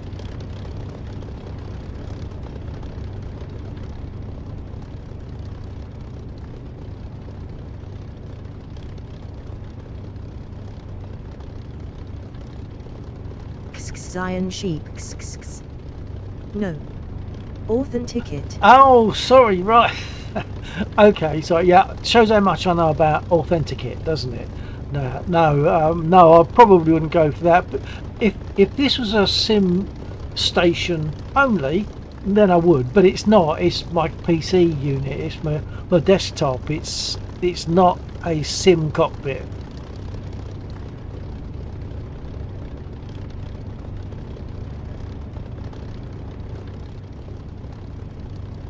I'm sure it'd be very nice to use.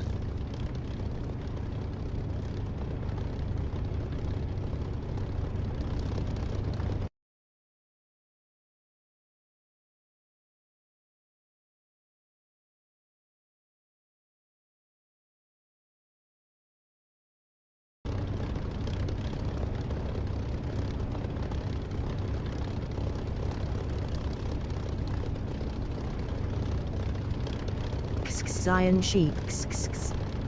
I was very tempted, but yet Acorn I don't even fly anymore. Oh, not in anything. It's not just DCS that got on the nerves then.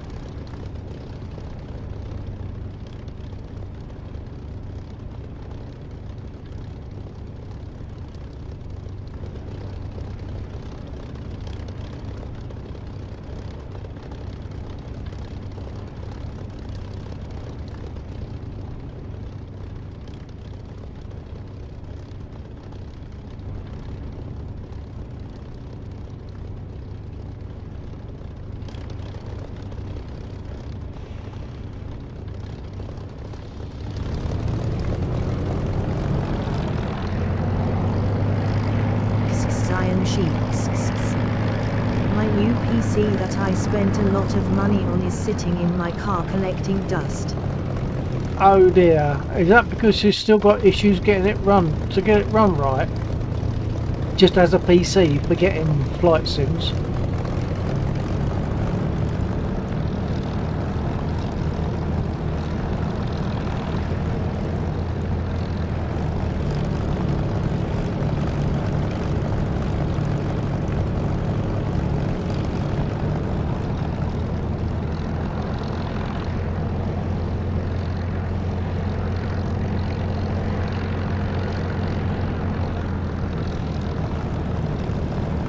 Zion sheep.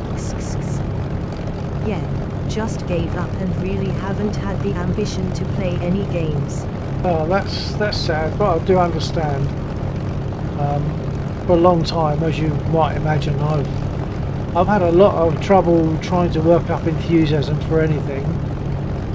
Just recently, I've had 3 occasions for enthusiasm, which is nice. Number one occasion is that in September this year, middle of September this year, going to Duxford for the Battle of Britain event. Got a gold ticket and grandstand, so that's quite a thing to be enthusiastic about. And then there's this U-Shake 6 which I'm getting, which is, I don't know if I explained it, if you don't know it already, it's basically, it's like butt kicker, but there's like 6 of them, and it makes the whole thing a lot more immersive. And then the other thing that's given me enthusiasm is that Ian is in a situation where he's been able to join us tonight, and I'm sure we'll see a lot more of him, especially once he gets his warthog that he's waiting for. Zion sheep. Oh my. That I could get into. Go to Duxford. Must be nice. Yeah, I've been there, well, at least once before. It might be twice, can't be sure, can't remember. But this is for the Battle of Britain event as well, so yeah. But I don't know if you know, we did lose a Spitfire and its pilot just the other day, just on Saturday. I feel bad that I can't remember his name. Can't say I'm not green with envy. Yeah, we lost the Spitfire pilot, wing commander, I can't remember his name, I'm sad that I can't remember his name, died when his Spitfire crashed at the weekend. What spit number? I can't remember, but there will be an article about it. So if you was to Google Spitfire pilot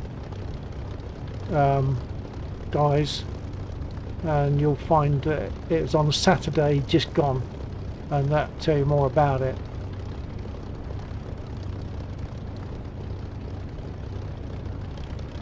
But it's one of the memorial flight.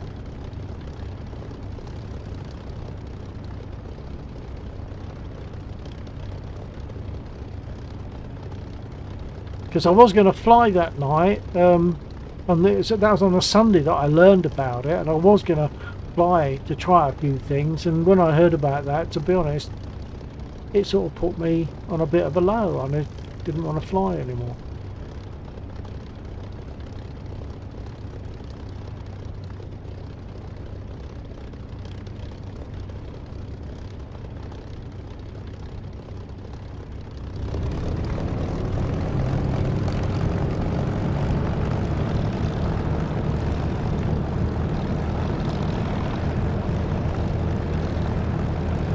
By the way, Ian, if you'd like to, there are air spawns for Spitfire in this server as well. So rather than only spending time getting frustrated on the ground, you could get in the Spit and just fly it around. Yes. I might do that. At the moment, I just can't seem to get this to. All I'm thinking is it will take some of the frustration out of it and give you a bit more of a feel good from just flying it.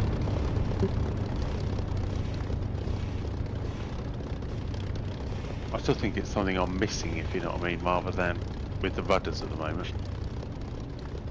Oh, I see. Yeah, but what you have to remember is that if you're taxiing in a Spitfire, the rudder is almost ineffective in itself. The rudder itself is almost ineffective because you're not going fast enough to get airflow over the rudder to give you movement, to give you direction.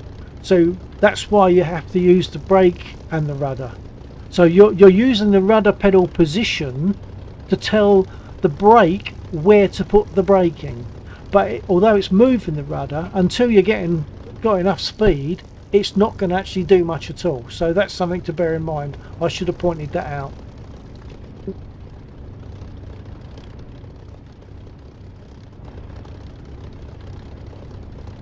Right, so how do I pick a... Well, if you go to select roll again, Yeah. and I'll go there as well, so that hopefully we'll be somewhere near each other. Hold on. Select roll and go right to the top somewhere, and you're looking for Spitfires near the top. So go right to the top, gradually scroll down. Air, yeah. So I've selected one. Yep. Right, so if we now spawn in, now what you might have to do is as soon as you spawn in, it won't have your throttle set in. So you'll have to move your throttle to get it where you want it. I'm going to go in now. Okay. Yeah, I just had to push my throttle up as soon as I got in. Oh, you're using a proper radio. Is it coming through on radio? Oh yeah, perhaps it is. Oh, excellent. Well, you can do that. Push your second button down on your radio. Can you see your radio? A vertical row of red buttons. Push the second one.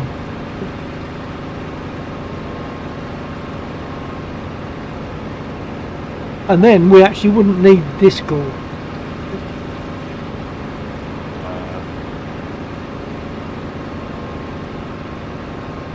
And the lake? Oh, hang on. No, you've got to map a thing as well. A push to talk. Right. Yeah. So for that, you have to go to controls. I bet I'll tell you which one to do, but how you map, what you map it to, I don't know. Once you've got my config, it'll all be there for you. Am I coming through twice? No, amazingly you're not. Oh, how do you know that I'm coming through on the aircraft radio? Because it sounds different. Oh, okay, yeah, top ear, tin ear. Yeah. It sounds like a radio, funny enough. Yeah, they do. They sound great. I mean, my viewers won't hear me like that. They'll hear Paul like it. They'll hear you like it, whatever. Just stopping by. Hang on, I'll just go a very, very quick word with someone on the street. Hello, son. Nice to see you. We're rather busy at the moment, so nice of you to drop in. Take care. Catch you another time. TTFN.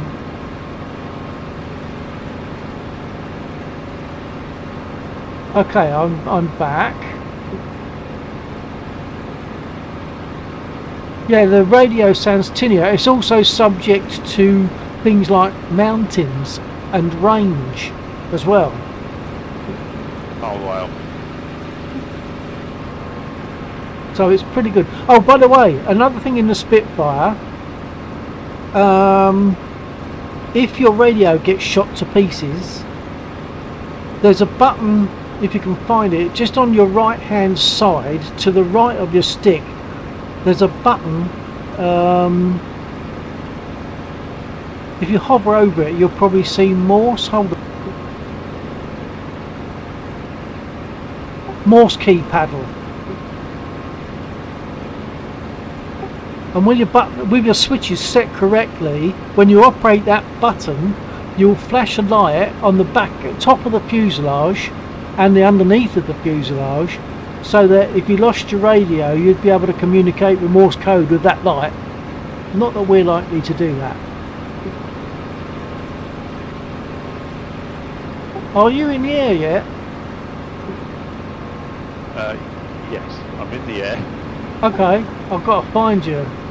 I might have found you. I can see somebody, something. Yeah, it could be me. Have you got your throttle set okay? I'm still in the air. Okay, and ideally you want your prop pitch pulled back so you've got about 2,000. There you are. So you've got about 2,700 RPM. Your prop pitch will adjust that RPM. Well, we passed, but as usual I've lost you.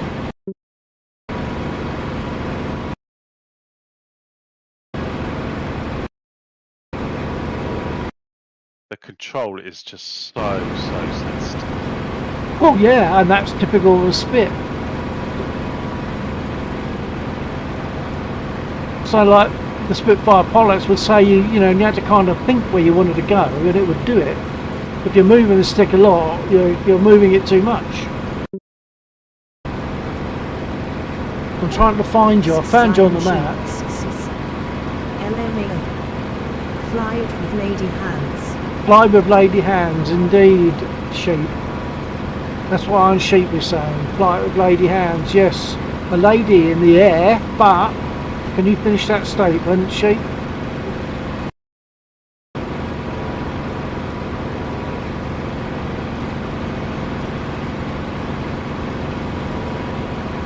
Are you above the cloud here?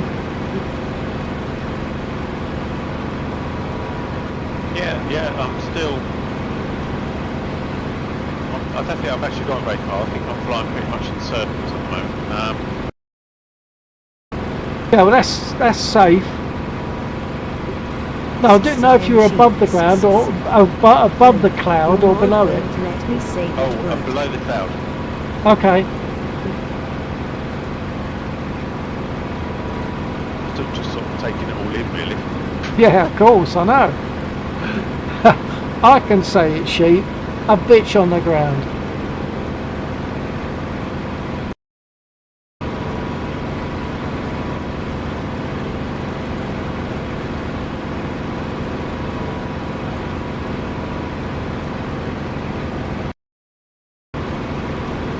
Well, you're somewhere in front of me. I can see you on the map, but I can't see you in the air.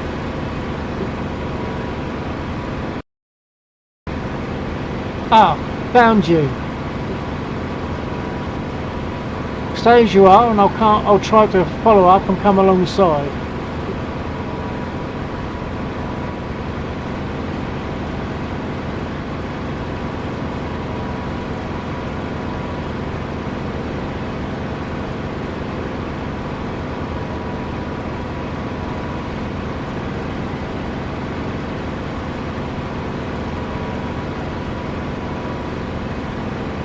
You might want to pick up a bit of altitude.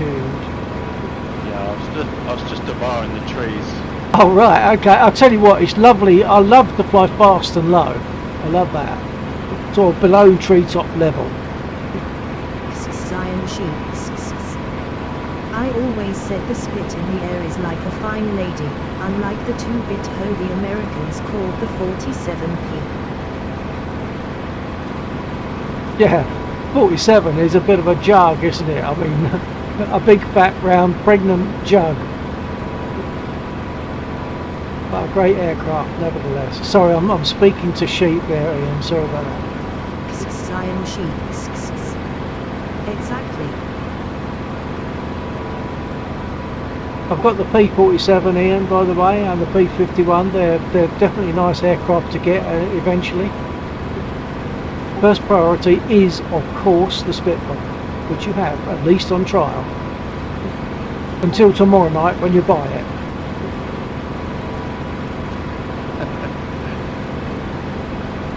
Cyan sheep. LOL.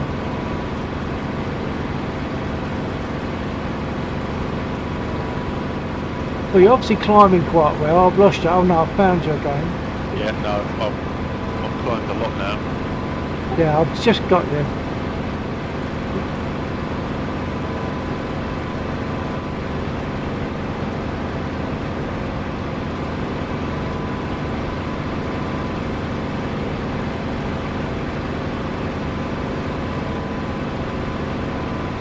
I'm on something like your 8 o'clock. About the same altitude.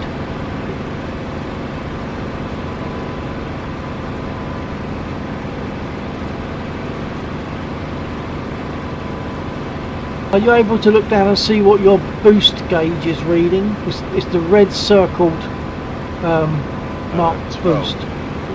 Yeah, you probably want to pull that back to 8.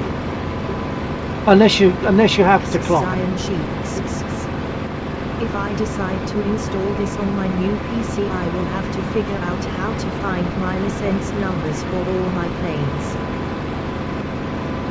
Oh, license numbers, yeah, you see I've got a document that holds all that for me, so I'm pretty safe. Oh, lost you, Ian. You just went towards the trees and the camouflage worked.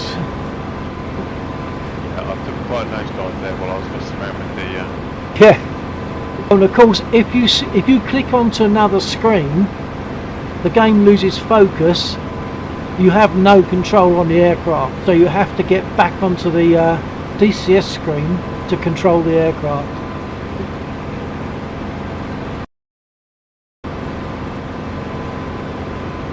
Once again, you're in front of me somewhere. I can see you on the map, but not in reality. I'm right in the clouds. Oh, okay, you're higher then, okay. In the clouds, as opposed to above. I've just got above now. Okay. I'll climb through.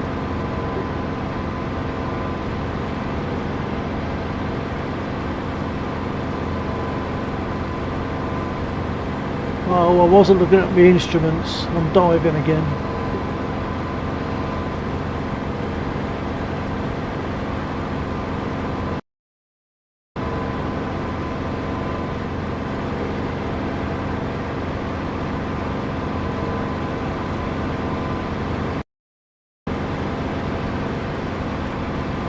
Yeah, I found you.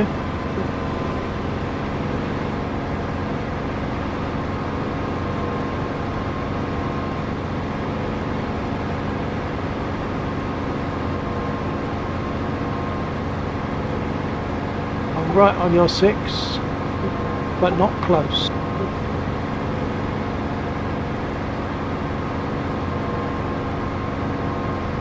Have you got your guns mapped? It seems. Ask him what is his RPM. Iron Sheep says, what's your RPM at the moment? 25. Oh, that's probably okay. Did you say your guns are working or not? No. Oh, that's a pity. I don't know why they wouldn't have the guns. Okay. It's very strange. Well, normally there's, I mean, the space bar. Try the space bar. Oh yeah. Okay. Up for me. I'm going to get in front of you. You can have a target in me. Shoot me down. Yeah, that's it's probably trickier than you think. I've lost you. Keep this thing in a straight line. Gentle movement. Oh yeah, his safety must be off because he fired, Sheep. He fired. I've got to find you again. Yeah, I've dropped now. Well, yeah, it's like we said. It is just such almost like think it, and it will go.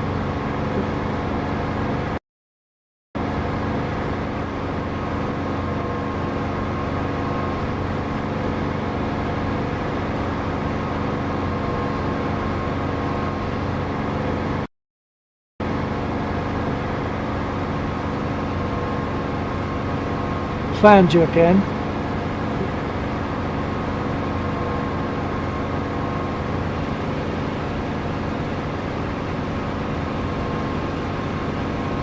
Quite a way back, but I'm on your 6.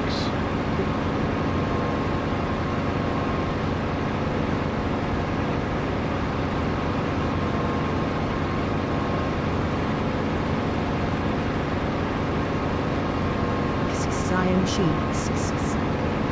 When he gets VR, he will truly be hooked. I think possibly, but like me, he's not too worried about VR. He'll be going the track IR route.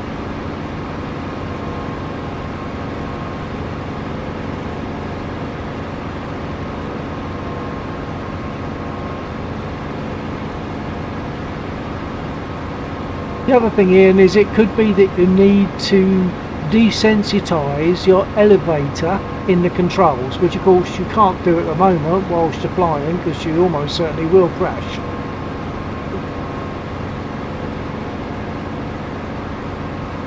I'm not sure what mine is set to, but yours is probably a 45-degree line, whereas mine might well be a 30-degree line in terms of like the effectiveness of the elevator.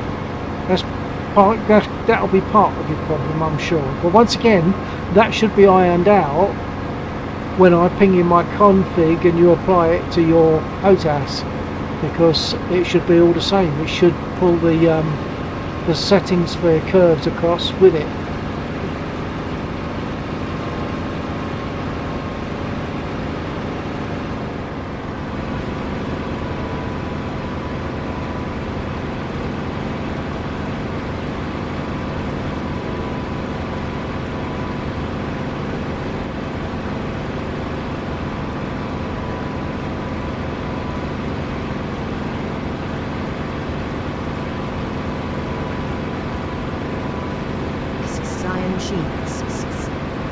No need to change the setting. You need to learn how she flies, how to tickle her just right so she puts out for you.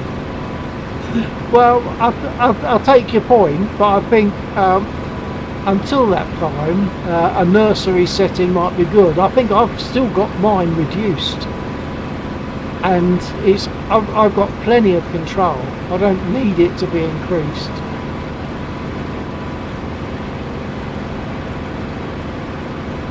By the way, Ian, if you pull back on the stick too hard, you will black out eventually. Yeah. Cyan sheets. I just lean on my stick and she reacts.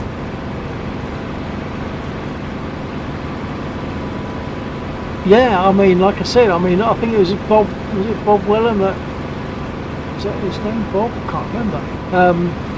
Who was saying, like, you just have to think it and it will go there. Cyan sheets. Push her too much and she flips out. Cyan sheets. Bob Doe. Yeah, I know Bob Doe. No, it wasn't him. It was a Wellham. Who was Wellham? It wasn't David. I can't remember. Bob didn't sound right. Bob Wellham, that didn't sound right. But I know Bob Doe. Very nice chap. Jeffrey Wellham. Yes, well done, sir. That's right.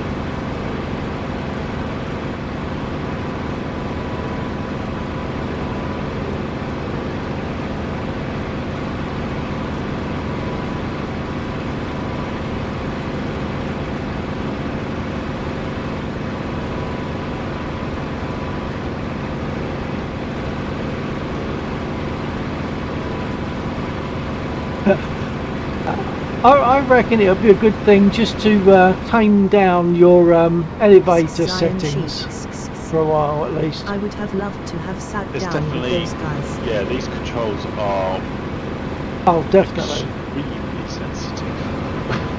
They are. I mean, they were on a spit anyway, but I mean, it won't do any harm, certainly, for now, at least, to go in there and adjust your elevator so it can still be a straight line, but adjust your elevator so that it's not as harsh. So instead of a 45-degree angled line, it could be a 30-degree, so it's less sensitive. I'm not even sure what mine is. I don't think I put it back up to 45, but maybe I did, but I don't think so.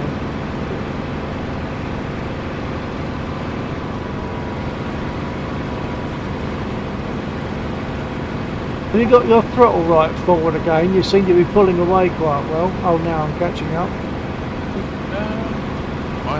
Yeah, no, I haven't changed that for a while.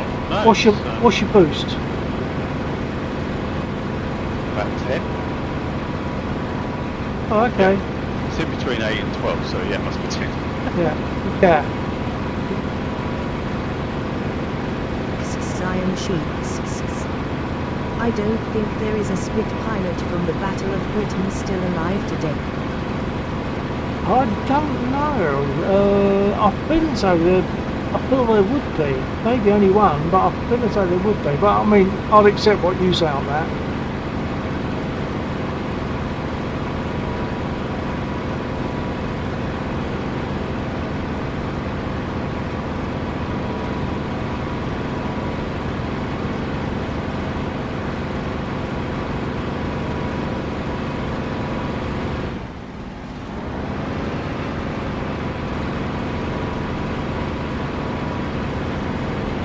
Coming up on your 3. Cyan Sheets. They would be over On your 100 3. now. Oh, yep. Yeah. What guys, eh?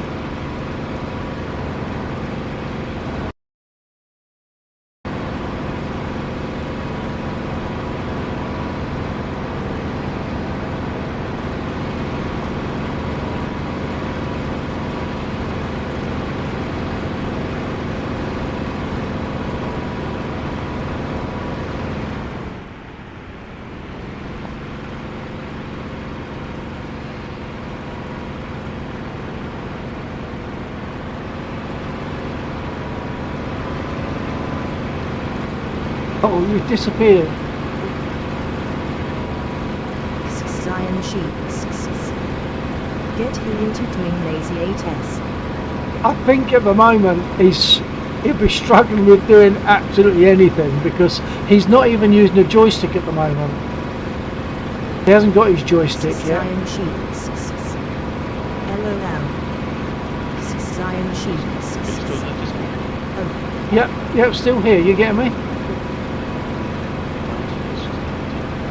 Ow. Not just DCS crashed, is it?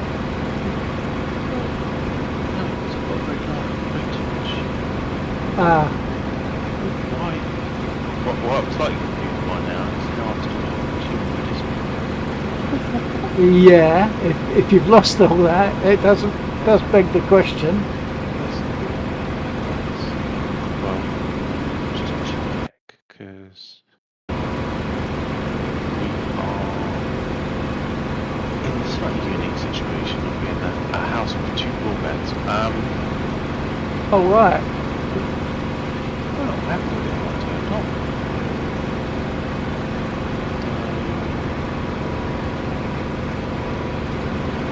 Oh, it's gone blue again, so it must have been a brief drop. Okay. Actually, something that's just also occurred to me is that when you spawned in the air, your trim wasn't set, was it?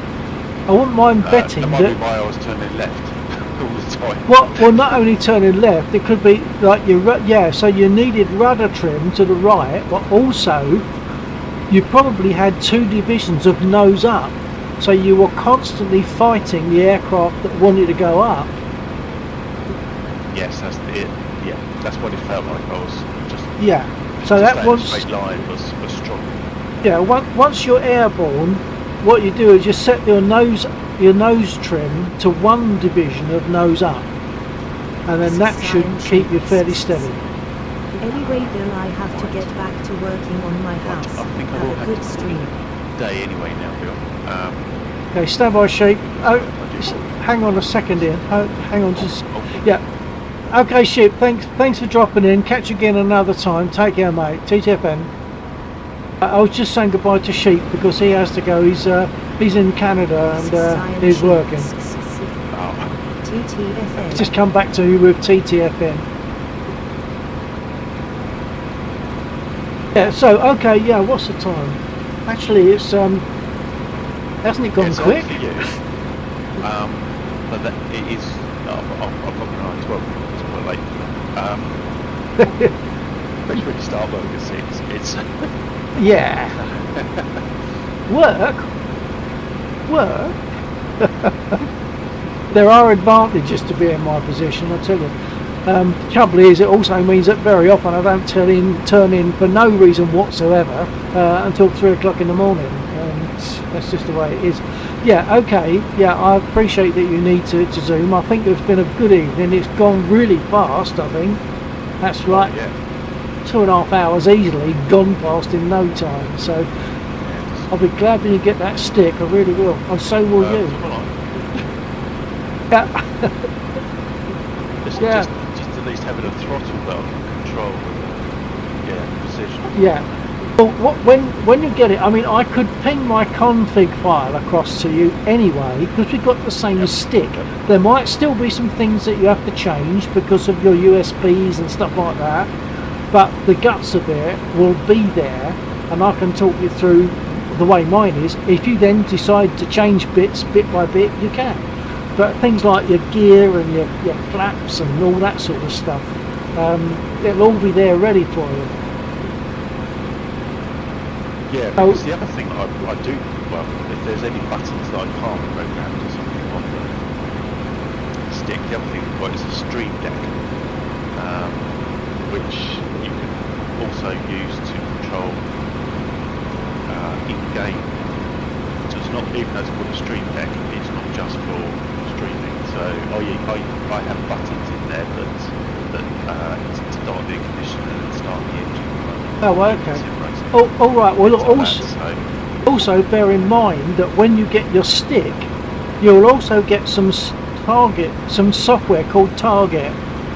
Now, what happens is if the game, for some reason, does not respond to one of your buttons, you can look at what it's mapped to for the keyboard, say Control H, and then you can tell your stick, when you press the button that you want to press, send Control H or whatever, and then it will just send that like through I suppose it's a virtual stick. It will just send it. So there's loads more things that you can do. There's a whole load of stuff. There's a raft of stuff that you'll get involved in.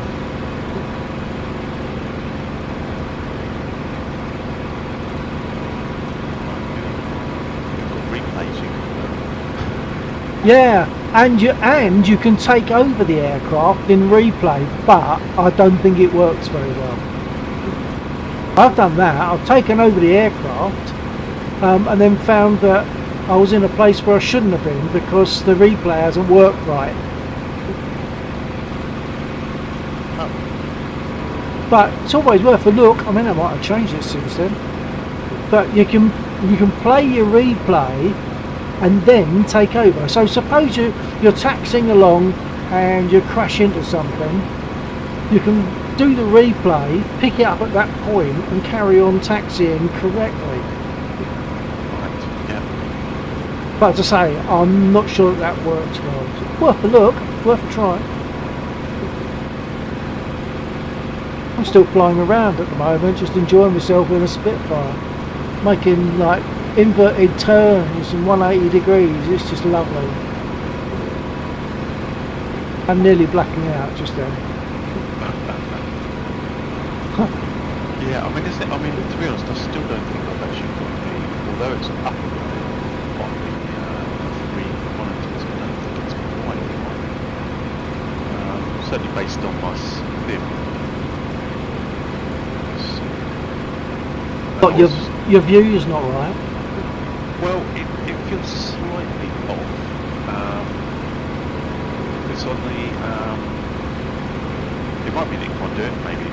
But it's definitely something I'm going to have a bit of research on the 3 monitors, because on the sim, there's 2 ways you can use 3 monitors. You can use a thing called NVIDIA Surround, or you could just get the sim itself to do the 3 monitors for you. Now, not all sims are equal.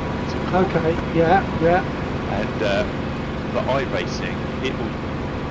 You put in all the parameters of your monitors, and it will take into account the bezel as well. So it'll adjust. So it'll adjust everything, so you don't see that sort of jagging between screens basically. Yeah.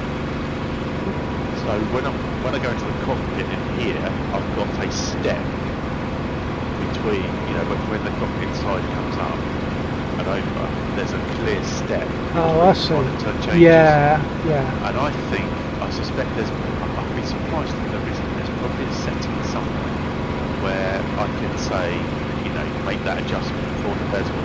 Or, as I say, the worst case is I have to use what's called the video surround, which takes care of the bezel when it comes. What it then means is that when you come out of the game, your PC literally does treat your 3 screens as one, which could be annoying when you're using other applications. Right.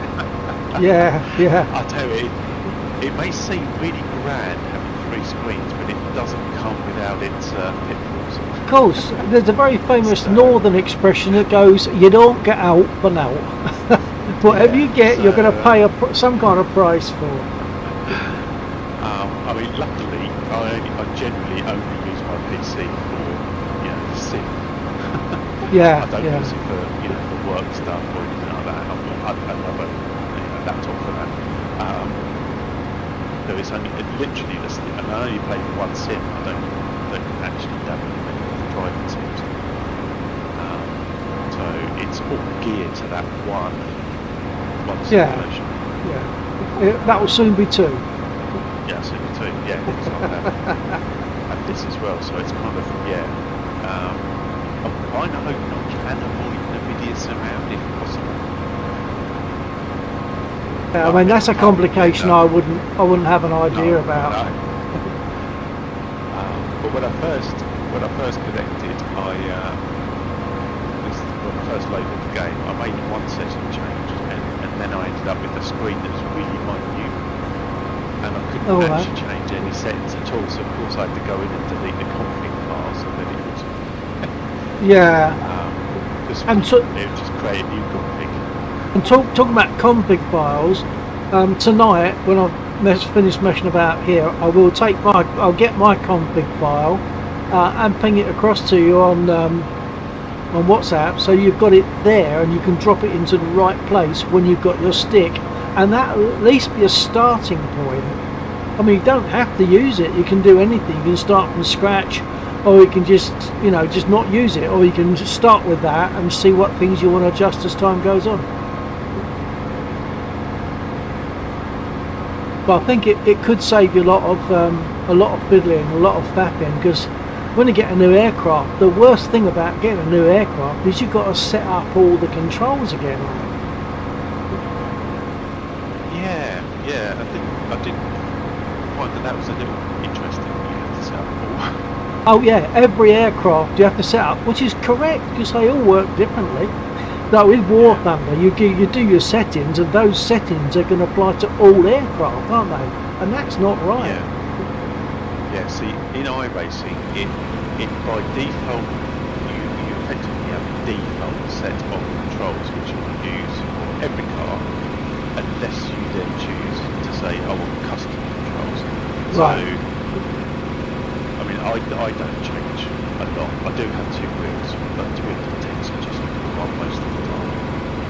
Yeah. But some people, if they're driving a Formula car, will use their Formula wheel. If they're driving a NASCAR, they use their big wheel.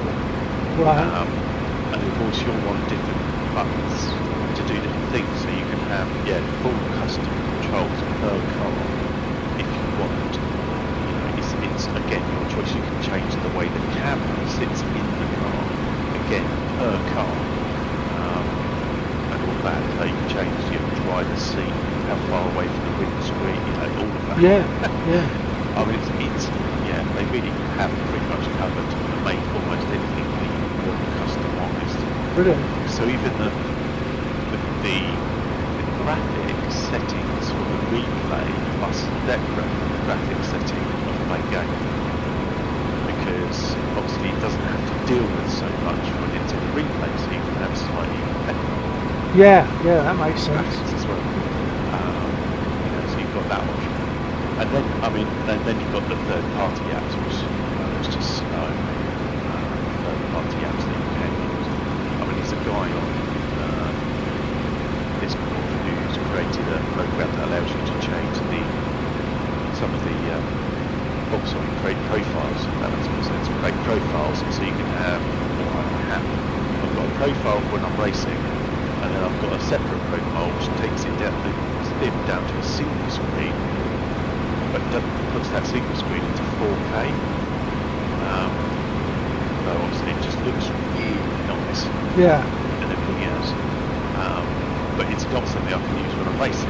It's obviously I lose the green screen which I haven't before. But yeah, it's the thing.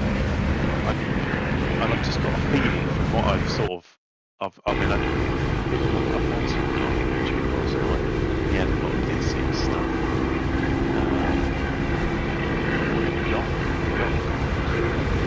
Just doing a lot of reviews of it as well, different products. Right. He was looking at all the flight panels, the ones with the maps on the like an aircraft have. Oh yeah. I think it's just like, oh, I haven't got that. Oh no, it goes on and on. Yeah. Again, it's how much you know. I mean, I don't actually, even though I've got the clutch, I don't have a shifter. And mainly because most cars don't actually have a shifter these days. That's all paddles, is it? It's all paddles, yeah. But you can, if you want to get in this game, that you can use the full H pad, right? Or you can use, as they do in touring cars now, they have differential, so you just put back to go up here and again. Oh right. Things like that. So yeah, it's just, it is unbelievable the amount of different kit. And then on top of that, you get some pretty damn amazing graphics. Yeah, I mean now it's just, I mean I showed Jack, I did the classic, I've got the old, my old computer actually still works, but it's been in the loft for 4 years we've been in this house. Oh, right. And you think of all the cold and the heat there is in the loft. Well, the changes in the loft can be immense, yeah. And it's still working, so I was showing Jack a sim, the F1 sim game that I used to play. Yeah. When I, it had been early 90s. Yeah. It was just like, how did you play that? It's only got 6 colours. Each car's made up of 5 blocks, it's just like... Yeah. But at the time, we thought that was amazing. Well, yeah. Ping pong is where it all kicked off, isn't it? And that was pretty amazing at its time. And now, well, you could easily believe it's... Yeah. I mean, a couple of times a man was like, oh, you're watching the race? I'm like, I'm watching the sim race. Yeah, it's incredible, isn't it? It really is. Screens, yeah, and you can genuinely think you're looking at a motor race. Yeah. Computer. That's only going to get more and more so, I guess.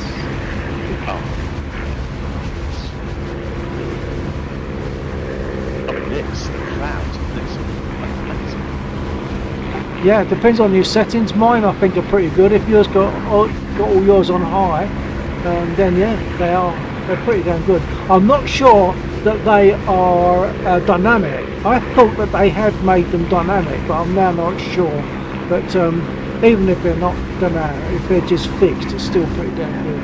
Oh.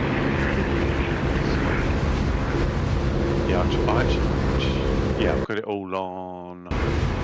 High. Right next to the clouds, I've actually got ultra as well. Yeah.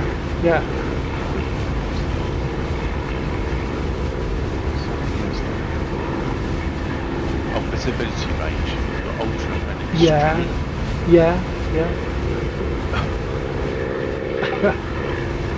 Yeah, you could probably run it pretty well maxed out from what I can make of your setup. Yeah, I mean, it's only been since, I think, early this year when Intel brought out those 14900s. Yeah. Before that, mine was the top CPU. Yeah. Oh, and if you in this, if you want to see how it's all behaving, I think it's control right control and pause will give you a view of your FPS in the top left of the screen. That's it. Because again, the sim, racing sim, I have it spot right in my mirror, the frames per second.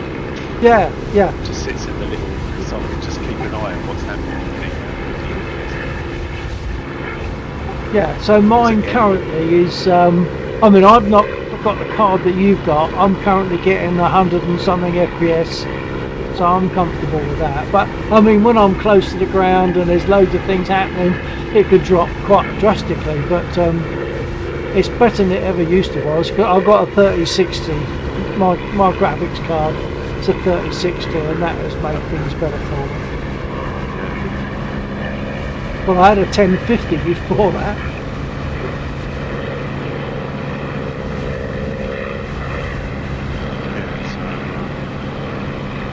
Yeah, because of the 3 monitors, your processing 24 pixels.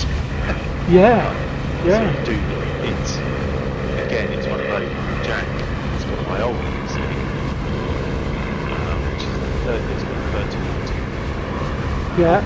Blimey. And he's running a single monitor, so it's amazing. He's like, Dad, yeah. He's 207 frames on this game.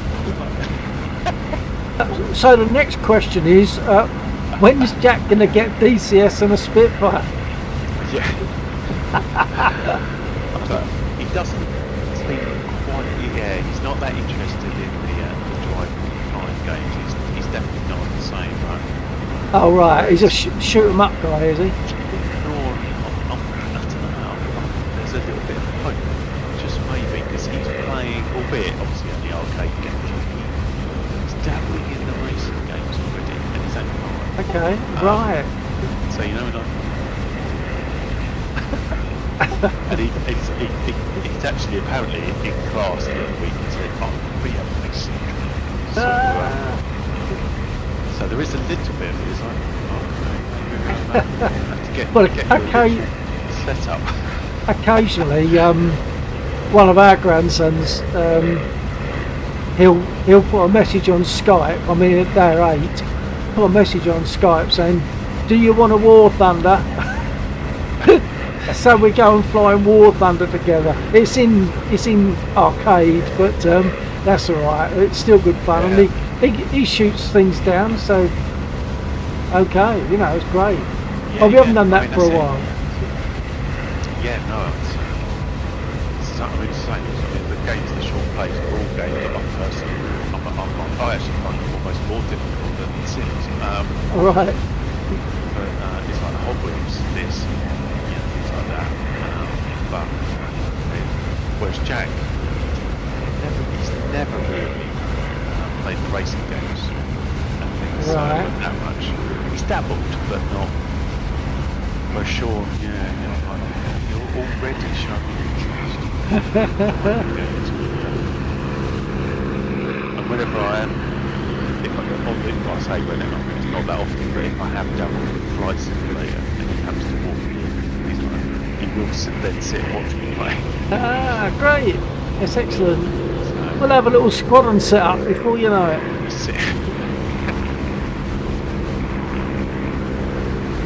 Right.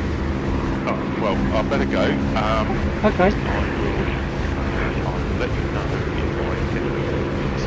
I'm not sure I will do it tomorrow because my dad's got a few things going on, unfortunately. So there might be a chance, even if it is together, I won't actually make it on tomorrow. Okay. Well, just however it suits you best, just drop me a message on WhatsApp and we'll do something. And in the meantime, I will find my config file, put it on WhatsApp, and it'll be there for you to try whenever you want to, or whenever you can.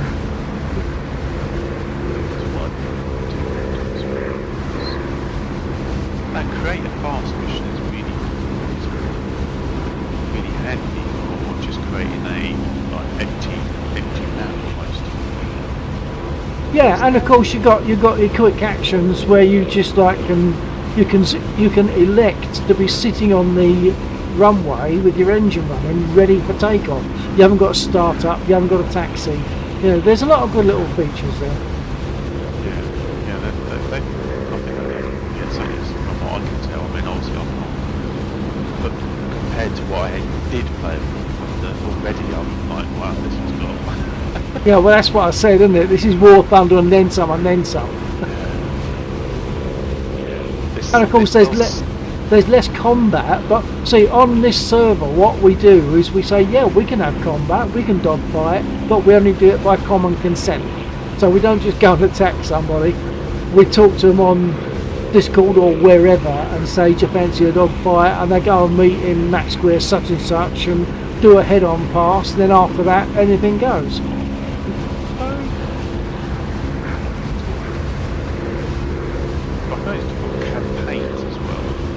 Yeah, not that I've got any idea about them. That's something that's uncovered territory for me. This mission is something that Paul created, and it is actually related to War Thunder, in as much as he was trying to get a situation where you get a capture zone, as you get in War Thunder with the when you're on sim playing, and you can capture a zone by making sure you beat the enemy over that area so that you get superiority. And that's what he's working towards on this, and he's getting closer to it. But mainly it's for fun and practice and for tuition. You know, we teach each other, we help each other. It's just really good fun.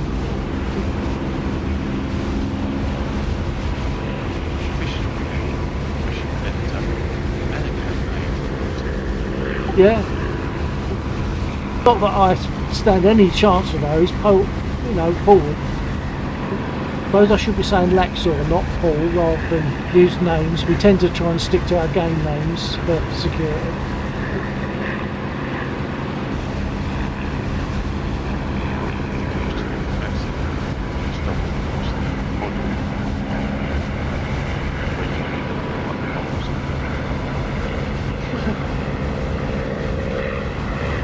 Oh, well, you can select where you can select the different vehicles. Aircraft, yeah. Yeah. Oh yeah, so you can put gun emplacements and it show you what they're like, what they look like. Yeah.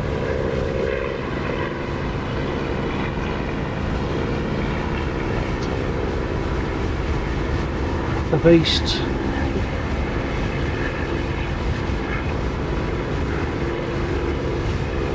That's got a button to raise your seat up and down in the aircraft as well. So you get in and you have to lower your seat, otherwise you're sitting too high.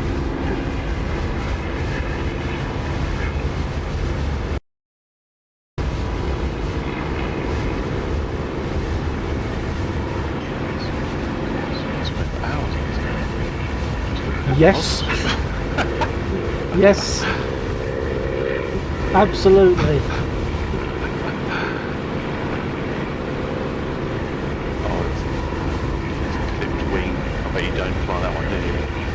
It's not quite the same, is it? It's like putting two seats in a Spitfire to me. It's not the same.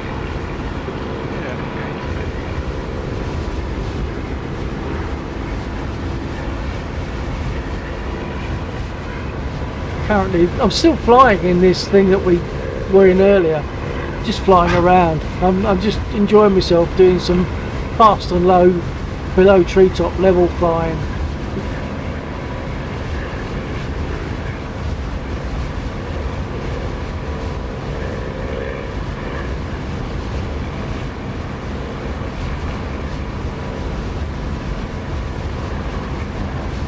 Okay then.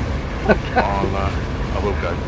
Okay, all right. Well, it's been great. A good evening, I think. Thanks for getting here. Thanks for being suckered in. Yeah, you're welcome. I'll catch you whenever the next time is. But yeah, keep in touch. Yeah. On I go. Yeah. TTFN. Bye.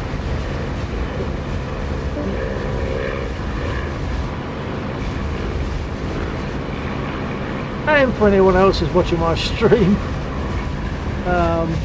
Not doing much here, just flying around talking to another player called Ian, and he's just waiting for his joystick to arrive. He's going to have a Warthog, same as I have. He's waiting for that to arrive, and then we can get him sorted. He's already got a Spitfire in DCS, so maybe at this weekend, who knows? But there might be a lot of tuition going on. But that's part of the purpose of this mission. So I'm gonna close, and anyone that's watching, thanks for being there. I'll catch you at the weekend, or even before, who knows. Our normal flying is 22:30 on a Friday evening through to 02:30 on a Saturday, and then likewise 22:30 on the Saturday through to 02:30 on the Sunday. But who knows, might be in before then. Take care everybody, coming now, closing stream, TTFA.